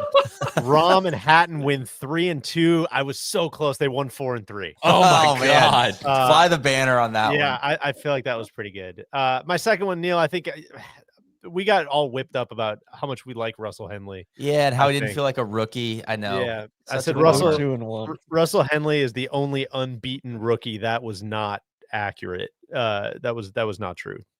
And number Mitch, one 3, thing on Russell Henley today, that shot he hit out of the bunker So on good. 18 Yeah. was one of the best shots of the week. just can't be leaving that putt short. He TC. left the putt short. In the one Unbelievable. before that. Too. Yeah. I felt so good about number 3 midway through this day as well. Ludwig Oberg scores the winning point for Europe. We were close to that. If Bryson didn't flip that match, we would have been there. That would have been a good week in the envelope / the Yeti for me. But we'll take it. A nice performance. Yeah, very nice. All right, Mr. TC. Yeah. Listen, this was before I was told we needed 3. I just thought we needed a bunch of takes. So I sent over a bunch of takes. TC had You said more than 3? No way. TC had one of those 11 by 14 envelopes, padded envelopes. Sign on delivery. The magic is gone for the Pat in the hat. He struggles, the swing is off, and the putter doesn't heat up. I went 1-3-1. I think that's in 5 matches. I think that's a dub. TC. negative strokes gained putting. I think that's a dub. Yeah, and I think he's. I don't know. This game just doesn't seem to be trending in a great direction. So, number 2, Tommy plays like the absolute lion that he is. Unequivocal. God, this is TC's greatest hits. Yeah. The hard part now about that's what I call hits volume 7 from TC. Tommy could have gone 0-4, and TC And still would have claimed he played like a lion. Yeah. He Like, was everybody so didn't turn off this hard. pod. You can turn off this pod now. It's all takes you've heard from TC. He went 4-1. All right, guys. Unfortunately, this one is accurate, TC. You do gotta hand it to TC. You gotta hand it to TC. He's earned this one. Must credit TC. All right, number 3. JJ Spawn plays well Friday and ends up earning 2.5 points in a losing effort. JJ Spawn got 2 points. He went 2-1. So Did he play well Friday though? I think he played better question. Saturday, He did right? not play great Friday. Yeah, so you lose this one, TC. So, Sorry. yeah, I think It's that's all an right. L. He's got 10 more. Yeah. Yeah, I know I have 4 more. This is when I lost control of TC. So here are the rest of your. Oh my God. All right. I said the my NBC God. broadcast improves over the abysmal performance in Rome. And while the commercial load is heavy, production quality and quote, give a shit are much better. I think that's an L. I think it was a failure. Wow. Whoa. Number 5. An injury becomes a major story. Not sure who, but someone will be in doubt for God, singles. TC, this is so broad. That's so good. Not sure who, but something might happen. First Broad time and since beyond the 93. 3 takes. They're like fortune cookies. 6. Sepp plays well, astonishing the doubters. I don't know That about feels that. like a half. That's No. so TC, these suck. These are so broad. Sepp plays well. Yeah. Like Neil said Bryson was going to Lastly- put a MAGA hat on Yeah. Friday specifically. Lastly, this was right along the same lines as Randy. The security measures on Friday morning caused massive waits, and while the first tee eventually fills up before the opening drives, lines and wait times stretch over 3 hours and make the Solheim Cup shuttle fiasco look quaint. That's We were a fishing loss in the here. same That's an pond. L. Yeah. Yeah. That's an L. So, Gosh, a lot to take in there, TC. fortune That was- cookies from Is that TC. it? Are we sure? Is that all of them? I think Yes. so. I think Okay. that's it. That is all of them. Of course, thank you to Yeti. You can find their complete product line at yeti.com. Randy, should we whip through some U.S. grades real quick? Yeah, we don't have to hit everybody, but if you want to hit some of the bigger Sure, ones. hit the We should highlight. hit it. Let's hit everybody. Yeah, Just come go on, quickly. Randy. All right. You want to start at the top, the bottom? Which, Randy, before we start, is there a great man on the U.S. side? Is there a No, single great no. man? Great question. Cam Young. No. I was going to nominate him. No, because He we could can't be be a great man in willy-nilly with the training. great man. Only Okay, one that's won. fair. I apologize. Yeah. He I think is the first student through the door to take this test. Well, though. we start with the captain, though, right? Oh, you're right. God, sorry, I'm all over the place. Captain Keegan El Bradley. Capitan. Yeah, this is an interesting one because I do respect Keegan's words, especially today. He took total ownership. Like I do have respect for that. Some self-inflicted wounds there with the setup. So I think overall, obviously, will he pick himself? Will he not? Like if we're judging the whole body of work, I'm giving Keegan a D+. I'm going C. Flat Mendoza line offsets the poor strategy with the give a shit attitude, candid responses, taking it on the chin today.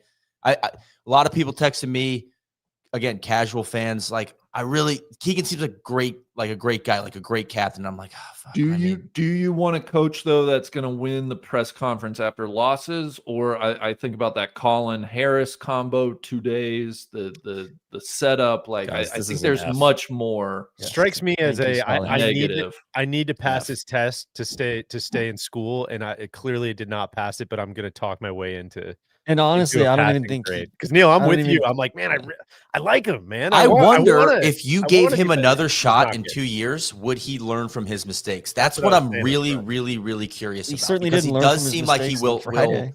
take some. He's self-critical. I don't know though if he's not listening to the data boys, if he's going on, feel and gut, and that's tough. But would he learn from his mistakes in 2 years is a big question for me, because I do think like how he cares. I think they fooled him on some of the pairings they sent out, or some of the guys they sent out. I think also, like, if you send him over to Adair Manor, put him in the DP World Tour and Dodo's little fun house over there, he's gonna get pummeled. Yeah, I mean, again, it's like somebody signed up somebody for an Birds AP of prey class. from Adair coming in. Okay, I can't give him an F though, because All right, ZJ would get an F.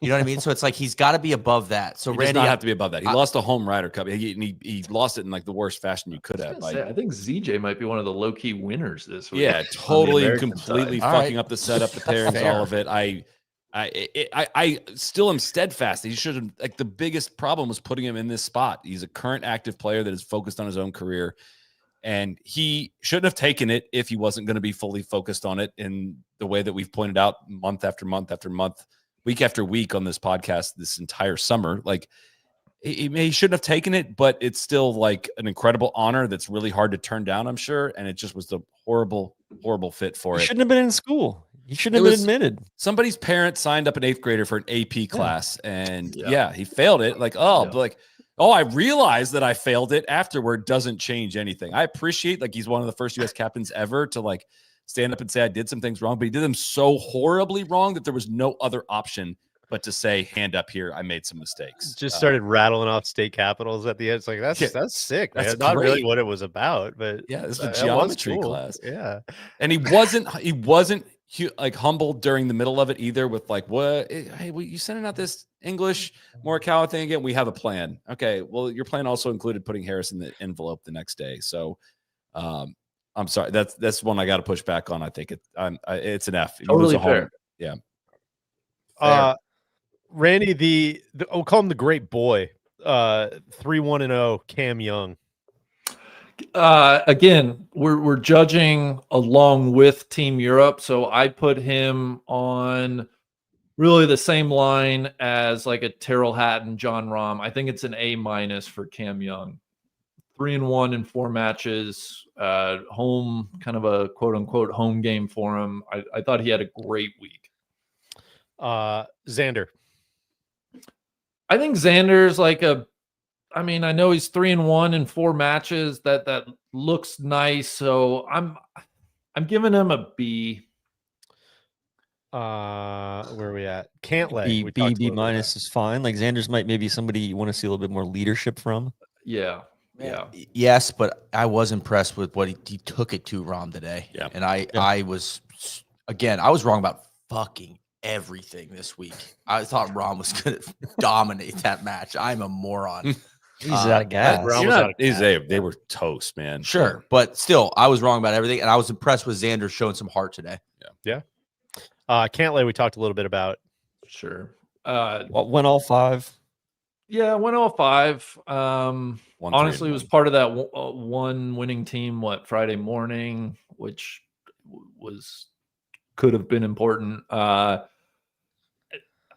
Honestly, C something if you want to go plus minus regular. That's Lost in singles. Yeah. Lost A totally unmemorable student. Like, will not remember Pat next year. Didn't come to office hours. Got a tough pairing with Burns. How did we fall for the Burns thing again? How were people not more mad about that? Listen, you want to do Burns now? We can, but what again? You got to give me a name of somebody that, like, Keegan. No, I'm so done with Burns. Burns has been expelled. Well, we have like, expelled if Burns Sam is- Burns. If Burns is the guy, then and you don't send him out on Saturday morning, I just don't understand that. Like, I don't know. Yeah. It just didn't make any sense to me. Like, all right, like Burns is a dog. That's why he's on this team, and you're not going to send him out. Well, he's supposed to be the putter, and he's third putter worst boy. putting on the like. Just get out of here. I don't need Burns. He's been expelled. We don't need him again. Interesting one here. Guy that is putting in the work. We know that. Not a popular student, but you can't argue with a lot of it. 1-3-1 this week for Bryson DeChambeau. Guys, what do you think? I think Bryson is okay. Here's the bull case for Bryson. He gives a shit, right? Sure. Let's just start there. It means a lot to him, and you just don't sense that from all of the team. He's obviously a crowd favorite. He's great for content. Here's the problem. He's not. I don't think he can lead the current iteration of the team. Like, guys just are not going to follow where he's leading. And there's just too much scar tissue, I think, in who Bryson is and the live and all of that. So I respect Bryson for giving a tremendous shit about this. 1-3-1 record, not great. I net out at again, maybe a C+ for him because I do appreciate the effort. This is where the difference in Bryson played good golf overall this week, but also when you're a horse and an A player, when you're going out with Ben Griffin, a Ryder Cup rookie in the afternoon, you got to hold his hand. You got to pump him up. You got to ride. You two should be inseparable because that's what the other team's going to do. Is an unfair standard, sure, but the other team's going to do that. And you ditched him coming out of the tunnel to go celebrate with DT on the first tee, and that was your whole vibe the whole day. That's part of the role of being a leader on the team. If you want to be a horse, is you got to take the other guys under your wing. That's a lot to leave loft on somebody, but your opponents are going to do that. Rory's going to do that. Rahm's going to do that. So Bryson just doesn't seem. He seems young still. Yeah, he strikes me as like a big man, like an NBA big man that can't necessarily play well within the system or play well with others, but he's gonna get his 20 and 15. A Julius Randle, TC. But I honestly thought he was a little let down though by the JT pairing. Al Harrington. That was I don't, and the vibes between him and JT were good. That one I don't put on Bryson. I think JT let him down a little bit in the opening session, but it was also a pairing that a lot of people called out and questioned from the jump. And him and Cam Young were an awesome pairing. So I agree with that. It just seems like part of it. Yeah. Well, part of it too. Sorry, Neil, go ahead. I would say I agree with the C+. Just gotta the plus comes from coming back from 5 down today. Yeah. As an individual, that flips it from being a C-. He battled his nuts off from 14 all the way home. Were those how did he come back? I didn't get to see that. I think he a lot of birdies. A big ass putt on 14. What do you make 5 in a row, 4 in a row? Yeah, he just really willed it into existence. He willed it. He came off the hill down. I watched him walk down to 15 tee, and all the while he's just a Pied Piper, getting everybody hyped. It's all about him, but it's it's impressive, man. It was awesome. Which Randy, I'll throw out just whatever legally the highest grade somebody that went 1-3-1 can get is what I'm giving Bryson. I thought he had a pretty great week on the U.S. team where not a lot of guys had a great week. Thought he was saddled with tough partners, like Solly said, and his record is not reflective of the golf he brought, or I think the energy he brought. So whatever the highest grade you'll legally allow me to give Bryson is with that record, that's what I'm. I think also with Bryson, there's two things. I think it seems like he's sucking up a lot of energy, whether to figure out who to pair him with, or just there's a lot of gravity there as far as decision making goes. And then I think the other thing with Bryson is he just doesn't I would give him a little bit more credit beyond the grade because he didn't nuke anything this week. He could have gone very, very, very poorly. There's a lot of downside risk with Bryson, and he was additive, I think, overall. So, Cody, what do you got? Yeah, you guys mentioned leadership a couple times. I just want to bring it kind of around here, and that there's a lot of different forms of leadership. Bryson, very much. Neil, you probably can recognize this, but he's the strong middle or maybe outside linebacker on a team who gets in the weight room, is just throwing shit around, and is like, let's go, boys. Scotty called him the emotional leader in the locker room. And that does carry weight, but that doesn't necessarily mean that when you're out on the course that he's taking care of people. He very much is like, yo, I'm going to go crush this. And whoever is paired with, like, follow me. I'm going to show you. We're going to go get this point, but I am going to do that via my golf, not necessarily like shepherding somebody around. And that is a major captain's issue. That you're right. That's a captain's responsibility to figure out the pairings and how you manage that. Not so much a Bryson thing. I think Bryson excelled on what Bryson needed to do. Yeah. Cody, you're exactly right. And that, again, I'm sorry to keep harping on that, but like that's comes from like intimately getting to know your players like throughout the course of a year. Because again, that's what Europe does. Like they know who is going to be the ushers around for other people, and they know who, like, hey, I just need you to be the golfer in this pairing. They get down to the level of detail of that, and it's hard to imagine that Keegan did that while also like being extremely focused on his own golf game this year. Yeah. Randy, moving through, we didn't see a ton more of some of these US guys, but JJ Spawn 2-1-0 quietly. Yeah, JJ, I thought great rookie campaign. B-. I think that's great. I don't have a strong take there. Would have liked to have seen him in at least another session. Yeah, I think another foursomes would have been nice. That's one where I'd also on what he was expected to bring to the table. I think he was like an A-. Like I think that was he was a positive addition to the team. That's a win. JT, I think maybe saved it with the final exam today. Massive result, beating Tommy Fleetwood in singles 2-2 for the week. Looked great in spots, looked not so great in spots. Yeah, which to me nets out, like, again, if we're kind of judging him against the European guys too, like I can't give him more than a B-. You know, JT like at this point needs to be a great man. Yeah, like he's got to be one of the lions of this team, and we don't really see that. We do see a lot of demonstrative hand gestures and antics. He was going really hard for that Jacqueline Nicholas Award though, with trying to quiet the crowd for Rory. That's true. Oh, I thought you were saying the ear wiggle thing he was doing, but yeah. It's the most rare club in sports. I mean, only Dustin Johnson, Sergio, Team Rose, and now Tommy are in that club. Sergio, when did Sergio win it? Sergio split it. Sergio and DJ split it at Whistling Straits. Did they really? First iteration. Yeah. I missed that. That's good stuff. Sam Burns, we talked about. Russell Henley. Am I wrong real quick on Sam Burns? Like, I don't need to see him on another American expelled. team. Totally with you. Double secret probation. Another one of those that like he has a loud tool that in a putting contest, how you didn't get putting out of Sam Burns this week. I don't know. But that's also goes like to the point of like, I don't think you like build your team around great putters. I think ball striking is more important. But Russ Henley was 0-2-1.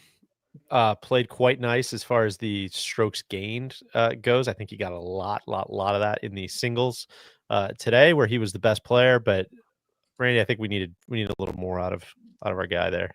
To me, it's too little, too late. And then leaving those putts short down the I think it's a disaster week for Russ Henley. I think honestly, I think it's a D. Some of it was just body language too. Like the moment looked too big for him earlier in the week. Especially Friday. He looked really bad on Friday. Yeah. Wipey stuff. Just he doesn't pass the eye test, especially for the casual fan. A lot of like, man, bro, look, this guy Russ stinks. He's so good, and he played so bad. That was frustrating. It also neuters his the stuff that he does well. Totally. When it's I have a hard time just saying he played so bad when he was like third in strokes gained among the Americans, right? I mean, I know it when you start out poorly, you're almost never you're mentally like fans don't want to let you get there to like actually overall you had a pretty darn good week. But he bookended it. It's like he started off poorly, had a really bad first impression, and then he left 2 putts short to finish it and lost like on his putter. The event's over. He was +3 overall and +3.8 in singles. And but it was, and that would have beaten anybody else except the guy he's up against. Like that's just part of like the bad luck that comes sometimes in match I play. guess. I get it. I get it. I think he I think contributed people are a to little- the fact that it was already over by the time it really got to that point. Yes. It also like, yeah, it's really, I haven't fully fleshed this out, but like your singles match is like more important than your team match in terms of like you play yourself for one full point and you're basically playing for like half wise, when you break down the numbers in it, like, and he did not contribute enough in that part and contributed to the team being down a ton going into singles. So I get it to a certain extent, but I just think you reach an unfair conclusion on like whether Russ Henley should be a part of teams going forward if you look at 0-2-1 and say that guy's out, because I think he's an amazing player. And I didn't say that. Yeah. I'm not saying you did. Yeah, He wasn't expelled. That was some of the sentiment I felt like that was around Russ this week, and I was surprised when I looked at the numbers, but like there's no faking it, and we've talked about this with strokes gained on match play stuff. Like there can be some, not really at Bethpage because there wasn't any room to go down really, but there could be some noise to the downside of the numbers, but there's no like noise to just like the upside of it. Like if you played good golf, man, and you can definitely do it at the wrong times and it not be of benefit to your team. And that's what's happened with Russ. It's just hard to paint it too broadly to say that guy stinks. Maybe some empty stats at the end there. I do think the one thing that we're giving him a little bit of a pass on is like he played with the #1 player in the world, who was the not two of them himself though. both Like, laid an egg. that's unfair too, though. Like Scotty was, especially in Friday foursomes, Scotty improved as the week went along too, but like he got, again, you play poorly early, you're going to get kind of toasted. Maybe we got to go there next. Teach. Yeah, I think so. Scotty Scheffler finished 1-4-0 this week. Wild. I think it's Saved a man's job too. Disaster. I think it's a failure of a week for Scotty. Truly, I think he failed this week For sure. Randy, we talked about this. Maybe I said this to Solly yesterday, but this week I hate to say to be hyperbolic, but it makes him a less interesting golfer to me. It does. Like, no, Especially he when you didn't give the consider crowd Tommy anything. And listen, people deal with pressure and competition in different ways, but he's just kind of a man unto himself, whether it's going well or going poorly. And it just, kind of sucked, man. It sucked. I think for as a fan to watch him and then for him to go 1-4 Because you want to see greatness. I want to see him rise up, man. Meet the moment. Meet the moment. It did suck, and I am going to push back, Neil, respectfully on that. I think you could make the case it made him a more interesting golfer, in that we've seen golf look so easy to him for so long, and the knock is it's too boring. He just hits too good of shots all the time and suffocates these fields. And I think much like Tiger, it's very fascinating now that it's just like, yo, why can you not figure this out? What the hell happens at these team events? Scotty hitting into 18, that wedge he hit into 18 was like a borderline shank at the highest pressure moment of the day for him. And it was just even like coming to the 150-yard par 3 and missing by 80 feet, and just like things that you're like, dude, you never, ever, ever, ever do that. And that to me is where I'm like, I certainly see what you're saying, and I'm sure a lot of people feel that way. But to me, I'm like, there's something a little more interesting on like every time he wins going forward now. I'm like, well, yeah, that's interesting, but why can't you do it why is this not great? translate? I think that's an awesome counterpoint. I guess I think when I say he's less interesting, it doesn't, and this isn't fair because based on what he says in the press conferences, it doesn't. He doesn't feel like he cares. That's as when you're out there in person, it's like, dude, wake the fuck up, man. Show me something. Like lean on somebody. Show some emotion. Superpower though is that like that's what works in stroke play. But I was frustrated, I guess is what I'm getting at. And so it made me be like, just kind of like, just frustrated. There is a clear difference right now between the people who are on site today versus us who watched the telecast, because I think we all saw when Scotty was done, one of the few guys who actually went to the camera today. I know he didn't do that yesterday, and you can talk about that, but was very emotional about it today. Yeah. And talked about how bad he has played this week and how much it absolutely killed him because he loves this event and he's trying to figure it out because he wants to perform here because he loved the team. And I think I learned more from his stuff today, what he said after his match, presser was great than anything else.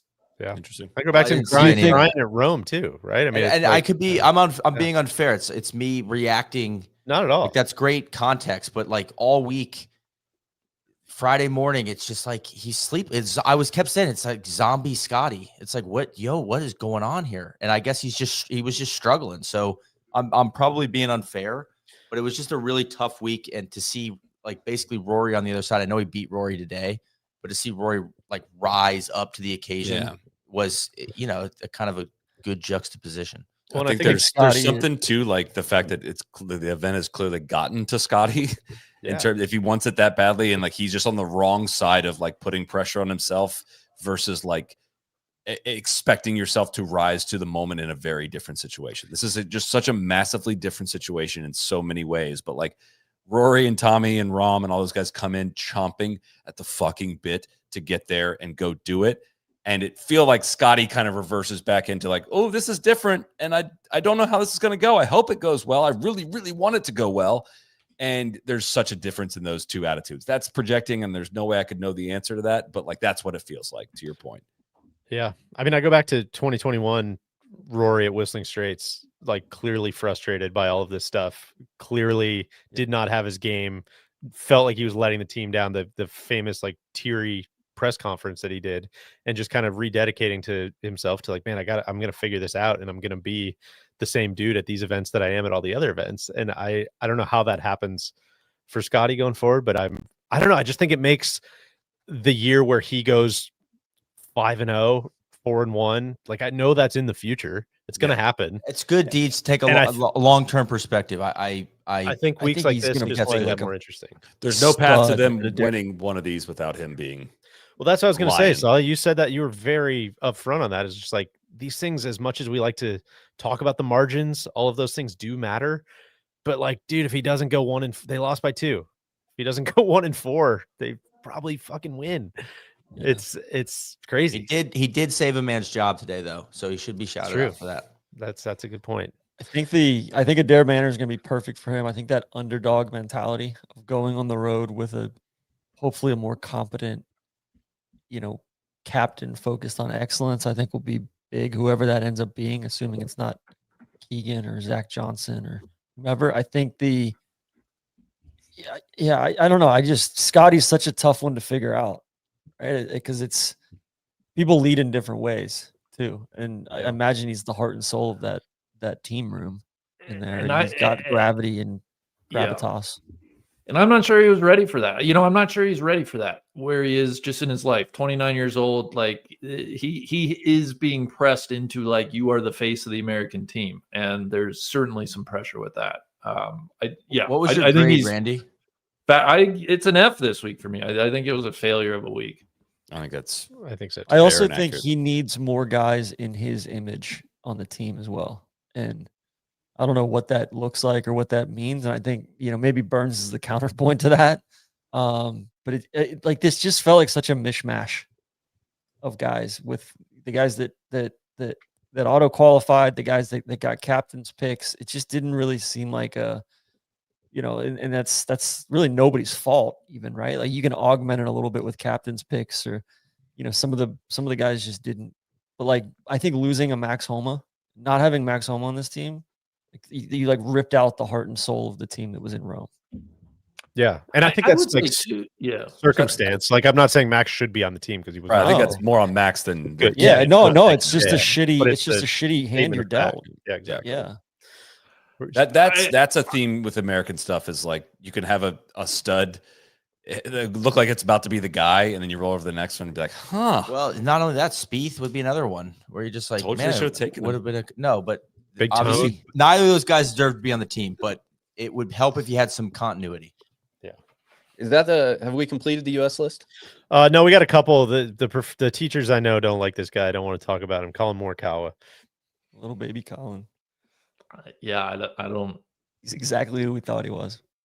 Give him a grade, Randy. It's a failure of a week for Colin. Top 10 player in the world, and just no presence about. Like I think intangibly, tangibly, I don't know how you give him anything but an F this week. Like, it's not good. I'll say this about Colin: the teacher gave him a study guide that was not the same subject as the test. Like, potentially nobody was fucked more about the setup than Colin. Of making, you like, also know what the setup is going to be, so why choose him? Well, it's fair, sure, but like you have an iron play skill, and you made iron play like almost made it silly. Like, you just took his advantage right out of his hand. Like, for this, if you're going to set it like this, he shouldn't have been taken. Like, but there's no excuse to make that combo of mistakes. That's apologizing for Colin. He's still got to figure the putting out. The putting still sucked ass, but like, he still had an iron play approach skill that he could have and should have brought to this team that was definitely not helped by the setup. So Harris English and Ben Griffin were our last two big. Sure. End of the grading pile here. Right. Yeah, whatever you guys think. They paid the fee. We'll give him a D, whatever. Yeah. It didn't seem like there was a plan for Ben Griffin.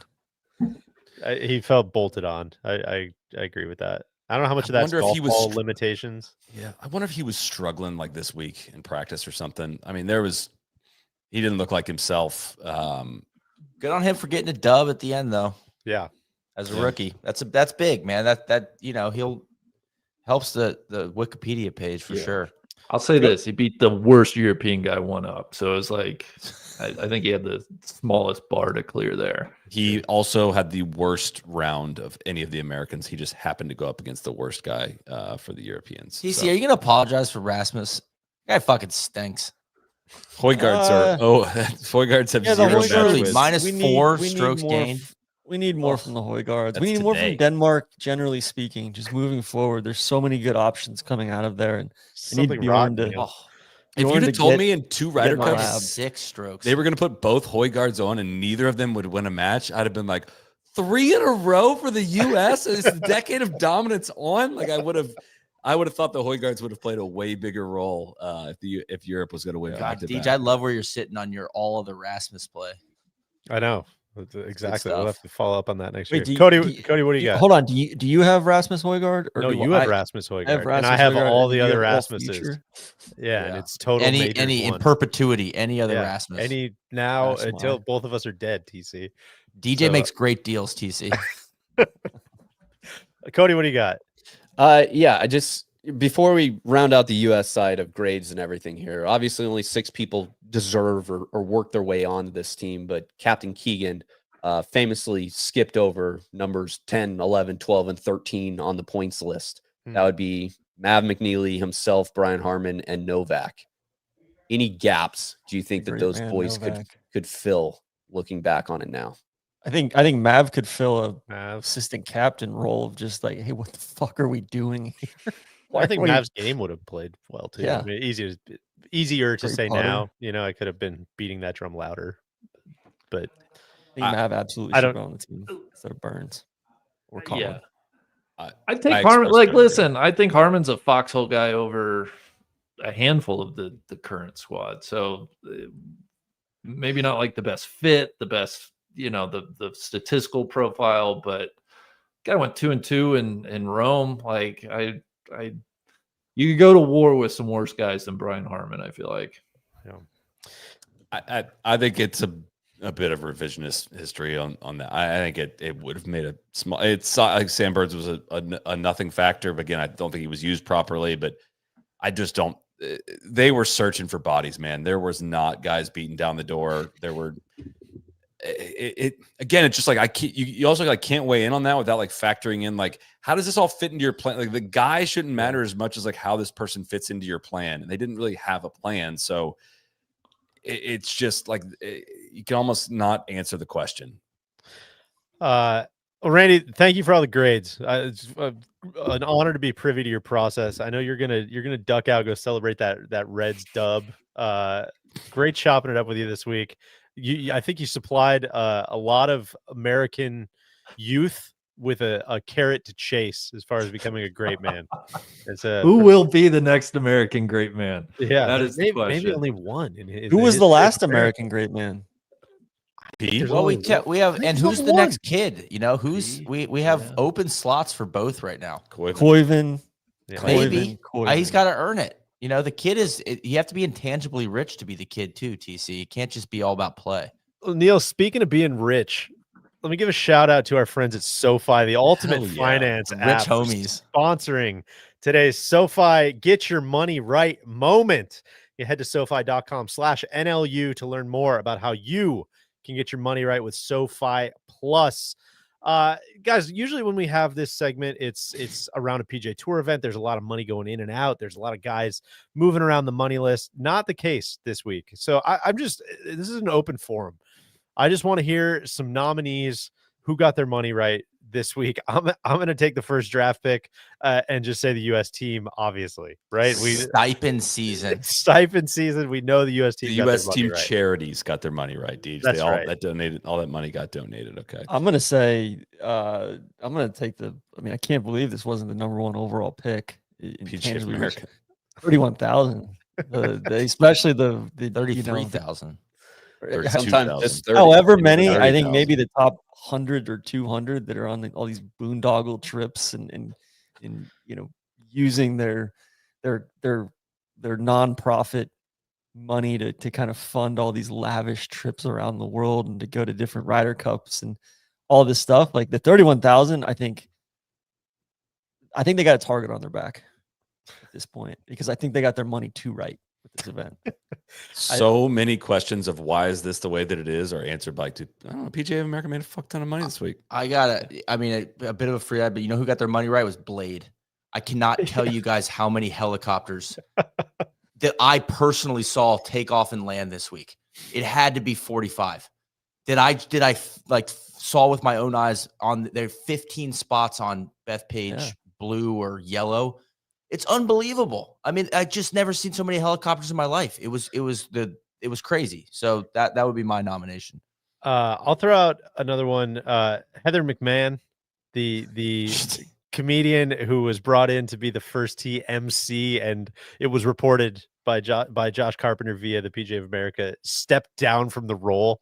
Literally the only person that's been held to account for any of this so far. I gotta think she got paid for that and got a trip to the Ryder Cup, and I think she got her money right this week. I don't know. Did one Friday morning. I wasn't there on Saturday morning when it went all wrong, but Friday morning she was on the mic once and she got booed off. I mean, just didn't do it. She just didn't do work. anything. Hey, were you there for the chant thing when they were trying to that was Solly's video. Everybody how to do the chant. It was just me there for that. Oh, that was one of the most cringe things I've ever seen. It was true. It was epically bad. It was worse in person than it was in the video, even. But yeah, that one went pretty nuts. Last nominee I have was just kind of Luke Donald's book agent, I'm gonna call it. I think Luke Donald's gonna write the best Ryder Cup book of all time. Leadership book. I think that's sealed. That's sealed today. So whoever's profiting from that, I think got their money right this week. Just so many black redacted lines in it though, because they're state secrets. Exactly. I mean, FanDuel might have gotten their money right. I feel like heavy money on the U.S. team. Big upset.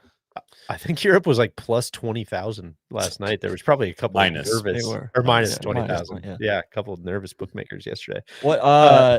Getting their money right. I think Colin Morikawa continues to get his money right off the course. He was on every commercial break. That's true. And he granted he probably lost out on some earning opportunities by being on the losing team. Yeah, there. But well, listen, if you guys have any more nominees, please continue to send them around. Thanks to our friends at SoFi, the all-in-one finance app, for sponsoring this week's Get Your Money Right segment. You can go to SoFi.com/NLU to learn more about how you can get your money right with SoFi Plus. And if you want to nominate for someone for the next Get Your Money Right moment, please let us know in the comments. Guys, we're at 2 hours and 15 minutes here. I feel like we could go for another 2 hours if we want. I think we're going to have another episode later in the week in some way, shape, or form talking about stuff. So what else do we need to cover tonight? What else is on the burn sheet tonight here? Did we properly celebrate how crazy today was? Like how exciting today was and how much of a freak occurrence this day was? I mean, I don't think anyone at any point last night thought this was even remotely possible. I thought the race for 20 was much more likely than the fact that they might pull off one of the greatest sports comebacks of all time. But like, that was insane. Today was insane. I'm still processing the the flip. When you see the concept of momentum happen in real time, when Cam Young made that putt and then Bryson made a putt on 14 and you're out there and it's happened on the big screen, it's just hard to explain. Like it just like swells up. But one thing I really wanted to shout out before the end of the pod is I really want to give the European fans a ton of credit. When Shane Lowry made that putt and it was on the big screen and I was perched on this like elevated viewing platform on behind 16 green and it's happening, they were the glee and just the joy, like and relief probably, but the way they celebrated was so like jovial and classy and authentic. It was authentic and not obnoxious, and it was just really fun, and I was really happy for them. As someone that was rooting for Team USA, I just like really respected. I was just like, man, I was jealous. I was like, that's awesome. That like, and I talked to 3 or 4 European fans today that picked up tickets, like, you know, at a fraction of they were there for Friday or Saturday, and they were like, oh, we just went on and bought tickets for $300 instead of $2,000. And they were just happy to be there. And it's like they witnessed history, like a where were you moment that they'll talk about for, you know, decades. I was so happy for them. And I feel like the European team, despite all this, you know, the US shooting themselves in the kneecaps, they went out and got it. Yeah. And that Lowry putt was, you know, the perfect embodiment of that. And the outburst, because it was a lot, there were a lot of Euro fans there because I think they snatched those tickets cheap. It was awesome. It was really cool to see. It was confusing cheers out there at times today. Like for sure, it was that loud on the European side. And I think, like, to your point there too, US kind of opened the door in there, but like Europe sprinted through it. Also, it's not like Europe gets a shitload of credit for how good of golf they played. I think there was things they could have done to limit that opportunity. Yes, but Europe could have also laid an egg, and the US could have gotten away with it, and they just did not. Now, the European faces, players' faces in that last hour. I took a bunch of pictures. I don't know if you have any of them, Cody, of like they were stressed, man. That I did not fully recognize how close it was until I looked over and just like saw the look on Tommy's face, saw the look on Ludwig's face, saw the look on Rahm's face of like, holy shit, this actually might happen. There was one moment Tommy's just standing at 18 fairway. Here it is. Like they're just hands on the hip. The U.S. players are jumping in carts to run back to 17 to like keep it going. These guys were like nervously watching the television of like, holy crap. It was all red and then the last 4 were just tied. It was like we had to just get through Henley. It was like, God, that was the last. And it kept when Bryson have that match or tied that match on 18. It extended the day by 45 minutes. Yeah. And so out there, that was like the chatters. Like, if we could just get through this, we just bought ourselves and like we're on life support, you know? And it's like, oh my God, there's brain activity. Let's go. And it was crazy. Like, you got Højgaard, you got McIntyre, you know, not the guys you're fearing the most on the European side of like, dude, this, and they only need to flip one hole. I mean, it was, it's incredible. Solid. That's the question I've got for you is, Monday morning quarterbacking it, like, you know, obviously Europe put their studs out first, like just one after the other, first 6 guys, right? In hindsight, like, was that the way that things played out? Was that a mistake? And also that's got to make you feel even sicker looking at how Colin and Burns kind of kicked it away, you know? To as much as I think the strategy stuff on this, singles stuff, I don't obsess over, I guess, nearly as much. There's some science to guessing who you're up against. Like if you could draw it up perfectly, you would want to be favored in as many matches as possible, right? And you don't want to end up with a match where you have what you're like a really good player up against a really bad player. Like that just has a bad effect on the rest of your odds. The problem is you don't know who you're making these guesses up against, right? So you can kind of end up second guessing everything. I think I definitely underestimated. I think a lot of people may have underestimated how much energy Europe spent Saturday afternoon, because almost like basically everybody that went all the way, did they all lose today? Rahm lost, Rory lost, Fleetwood lost. Tommy lost. Tommy yeah. lost. Yeah. Yeah. Hatton Tied.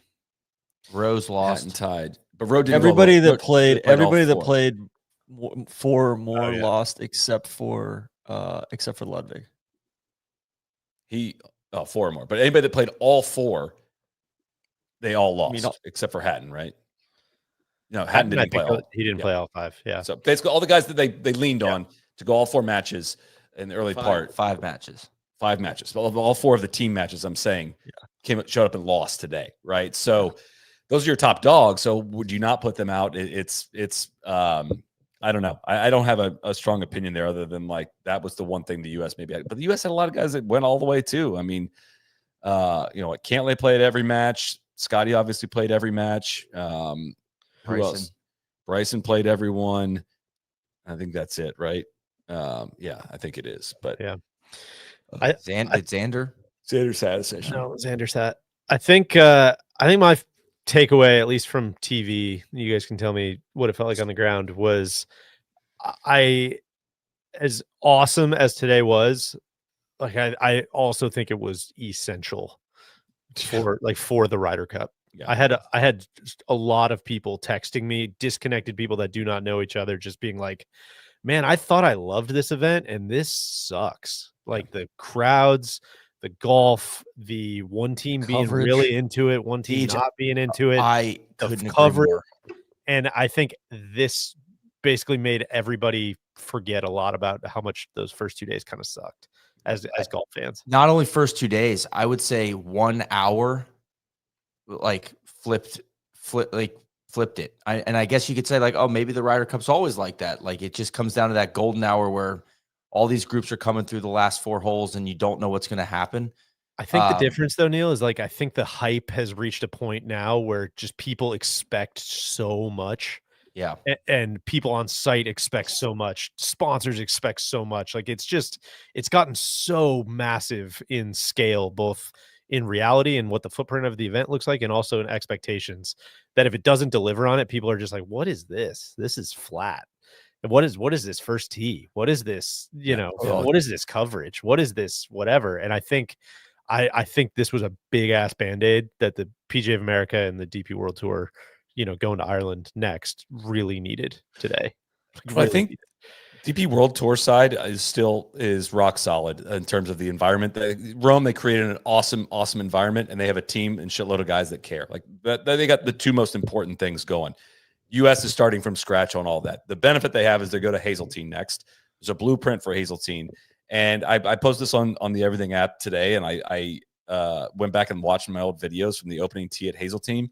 It was a completely different experience than the last 2 Ryder Cups. Completely different, and it was. That week, those days, those mornings are why I spend as much time thinking about this event and caring about this event as much as I do, because it was genuinely the best sporting event I've ever attended in any capacity. Was the Ryder Cup at Hazeltine. It was so much fun, so many just passionate moments, and just you just don't get that in golf. It was awesome, and the last 2 at home have not been that. So the PGA of America, one, has got to get the environment figured out again. Back to the drawing board, and you got to have someone in charge of the process that will never, ever, ever let what happened the first 2 days ever happen again. That was what the task force was supposed to be, but like, there's no way you can end up with this kind of leadership leading the team astray, because it led to a terrible product, led to the terrible environment amongst the fans too. Like losing that bad is what helped things get way off the rails on Saturday and then completely spiral out of control. And there's just not. I do not have the confidence that that is a priority enough for them, because it's essential. You need balance in this competition, man. Yeah. They're going to lose it there. I think something else that really stuck out to me this week, and we can do a little Amsterdam segment if need be, but I think the beginning and the end of the week, on Friday morning, that was the worst that the product was the entire week, was them coming out of the gates on NBC, on USA. It was like unwatchable. The first 4 or 5 hours of coverage, and just it was horrible. And then I thought today they were totally unprepared for what happened, I think, down the stretch, and they did the Rolex commercial free hour, and then they came out of that, and you would have thought the tournament was over when Europe was trying to get that last, half point or full point, where like the cup, like basically the cup still hangs in the balance because everybody's going to, put an asterisk on it if it's just 14. And they must have been in commercial for more than 50% of the time over the last 3 or 4 holes, where like there was 2 groups on the course at one point and we weren't even seeing half the shots of Morikawa. Like they were missing their drives and you just didn't know where anything stood coming down the stretch when there was 3 matches left, and it was just unacceptable. And I don't know how you change. Like there's no picture-in-picture stuff that they're doing. Like they're not even attempting to cover the competition that's unfolding down a 3-hole stretch. Crazy. Flip side of the scale, I want to continue to shout out the Rolex hour, because that was maybe the best hour of TV I've watched this year. It was awesome, and it just showcases Brian Rolap as you're coming into this role. Man, it's the commercials that kill the flow 100%. I'm not saying every week on the PGA Tour feels anything like that, but I do know that, man, I didn't get up for an hour and a half because I was so locked into watching stuff and my phone was put away and all that stuff. So we've said that a million times on this podcast, but today was proof positive of that again. I think this is the last question I got. And again, we can talk more later on an episode this week. Should Luke Donald be the next captain? Will he be the next captain? TC, I'll throw that to you. That's a good question. I think that they should get some new blood in there. I think where they should go, because I think otherwise you're basically going, and then the next time you go on the road, you're starting anew for the first time in 6 years. Versus, I think whether that's Team Rose or Francesco or, I don't think Bjorn's going to be the captain again, but, or a Noren or somebody like that. I think that you just got to get the next generation going, because before you know it, Rory and Shane and those guys are going to be captains, and I think, you can't dilly-dally. I think it's taken a lot out of Luke. Just, he talked about the sacrifices. He's actually played some pretty good golf, all things considered, down the stretch here. But like, I imagine the guy just wants his life back a little bit too. It's the honor of a lifetime. But the worst thing in the world is feeling like you didn't retire at the right time, or you held on for too long. Counter, right? Because it kind of ever won 3 in a row though. It's true. It's true. And I've no doubt he'd do an unbelievable That's selfish, job. and he's a great man. It's true. Yeah. Guys, this think? was. Can I just final notebook dump? I think anything else to your question, TC? I think I don't know. You sold me on. They need to get somebody ready for. It should almost be a 4-year term. I agree wholeheartedly with UTC. Coming into this conversation, I was like, "Fuck yeah, you should do another one." But I think Like they you're right just about figured that out. That like that works. Yeah. Solid. What do you got left? final notebook dump. A lot of very uncreative chants out there. Couple good ones. Scotty's getting ready to hit a shot on 6 today, and some male yelled out, "Scotty, you're her hall pass," which I got a good laugh out of that one. At one point, it was getting turned. The Europe fans were chanting some kind of song about Keegan, you're getting sacked in the morning. Like it was pretty unmistakable. That was echoing across the 8th hole. I think it was. Scheffler, like a chant about Scheffler gets battered everywhere he goes. It's like, oh God, all right, this is really turning. Also, somebody yelled Solomon shot 88 on 9, which was a personal. It was right in my face as well. But did you get thrown out? There was I got him thrown out.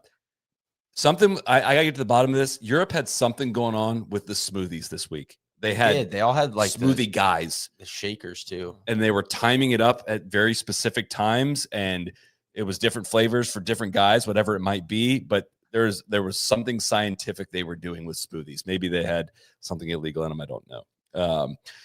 There was Bryson stayed after him, was putting late on Saturday night, and he was overheard having quote a chirp at the greenskeepers Saturday night about getting the greens quicker for Sunday. As in almost like it's on you guys to get them quicker. again, I don't know how they It's them and they did that. manufacturing. That's right. That's all I had. All the we covered a lot of the presser stuff, but yeah, it was a heck of a week. Good save. Good save here. Does anybody have any hope or any question in doubt for let's get this on the record now. Any question in doubt? Decade of dominance? Are you willing for to 2027? to I'm waiting call for it out? TC. Is he going to call a decade of dominance from here? No, I think you take it humbly. You take it like the U.S. I think still has. I think Xander and Cantlay and some of these guys have kind of fallen off a little bit of what their heights were a year ago, year and a half ago. That's a big part of it. But no, I don't think. I think there's a bunch of young guys coming up on the U.S. side that are fucking dogs, like a Koivu. Like I know it sounds like a joke, but like if it's not at Adair Manor, he'll definitely be there at Hazeltine. We didn't really get to this, but I don't think it's a coincidence that all the energy moments I can think of from Team USA over the last 15 years feel like they came from young guys, borderline rookies. Yeah. Spieth, JT, Max, P, Cam Young this week. Churn it up, man. Churn it up. These guys got a lot of bad memories already. I don't think there's a path without some of these guys like becoming stalwarts, though. Like guys you can count on and repeat. Like I don't know if you can come into these weeks of like, who's my hot P. Reed 2014 guy? Like the Tommy, I don't know. The Tommy, they have a firewall, man. They have a freaking firewall of great men, and I don't see a path back without like JT, Xander, Cantlay becoming the best versions of themselves again. Yeah, we'll see. Does Spieth plan another walker or on another Ryder Cup team? Hell yeah. We're 2.5 hours into this, TZ. You can hug anything if you want. Fuck yeah, Spieth comes in. Spieth playing captain in Ireland. I think that's it. Cooked, Deej. I know. Well, hey, thank you for sharing the process, sharing the insights, guys. It's fun having you guys out there. TC, fun chopping it up on Team Europe. Cody behind the ones and twos. Great week from you. Matt behind the scenes. Thank you for everything you're doing. Neil, we got another pod. I think is going to come out at a later date. I think probably next week. Later date's a good call. Neil had some microphones out there. A lot more today than I thought we would. Recording stuff, and so we're gonna see what he recorded and put together a little episode from the week. What else we got going on, Cody? Anything else you want to shout out? Yeah, I want to shout out to my guy here. What's his name? Pete Elliott in our preview show. He's the only one. So I scrubbed YouTube. I scrubbed Spotify. He picked Europe 15, USA 13. Congratulations to Pete Elliott, 3952. And then the only one that got the ringer there with Tommy as the lead point scorer. So I sent him a reply in the YouTube comments with my email. But if you're listening to this, please send me an email. Cody@nolayingup.com. Guys, this is also the wrap of our live show season. Wow. It's been a long year, but couldn't be my eyelids. Couldn't be more thankful, of course, to everybody who tunes in to them. They're a ton of fun.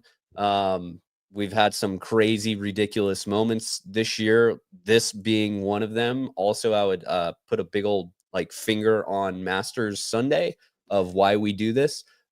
It's a ton of fun. We could not be more thankful to everybody who tunes in and listens to the podcast. On the flip side of that, thank you big time to our friends at High Noon for making them possible. So, guys, it's been a wrap. Need to get a little bit of rest, but on behalf of all of us here, of course, thank you to High Noon, to our friends at Titleist, Yeti, ServPro, and SoFi. The 31,000, and of course, keep reaching out. All the 31,000. I've gotten probably 40 notes from people. They're mad as hell. They're fed up. They're wanting to revolt. We're gonna make this thing happen. There you go. His DMs are open, guys. We will be back with some more Ryder Cup content on the feed and some other content on the feed. Still gonna be a great fall. We got a lot of fun stuff up our sleeves, I think, for the rest of the fall too. So. Great week, gang. We will catch everybody next time. Cheers. Spieth playing captain in Adair Manor. Crack on.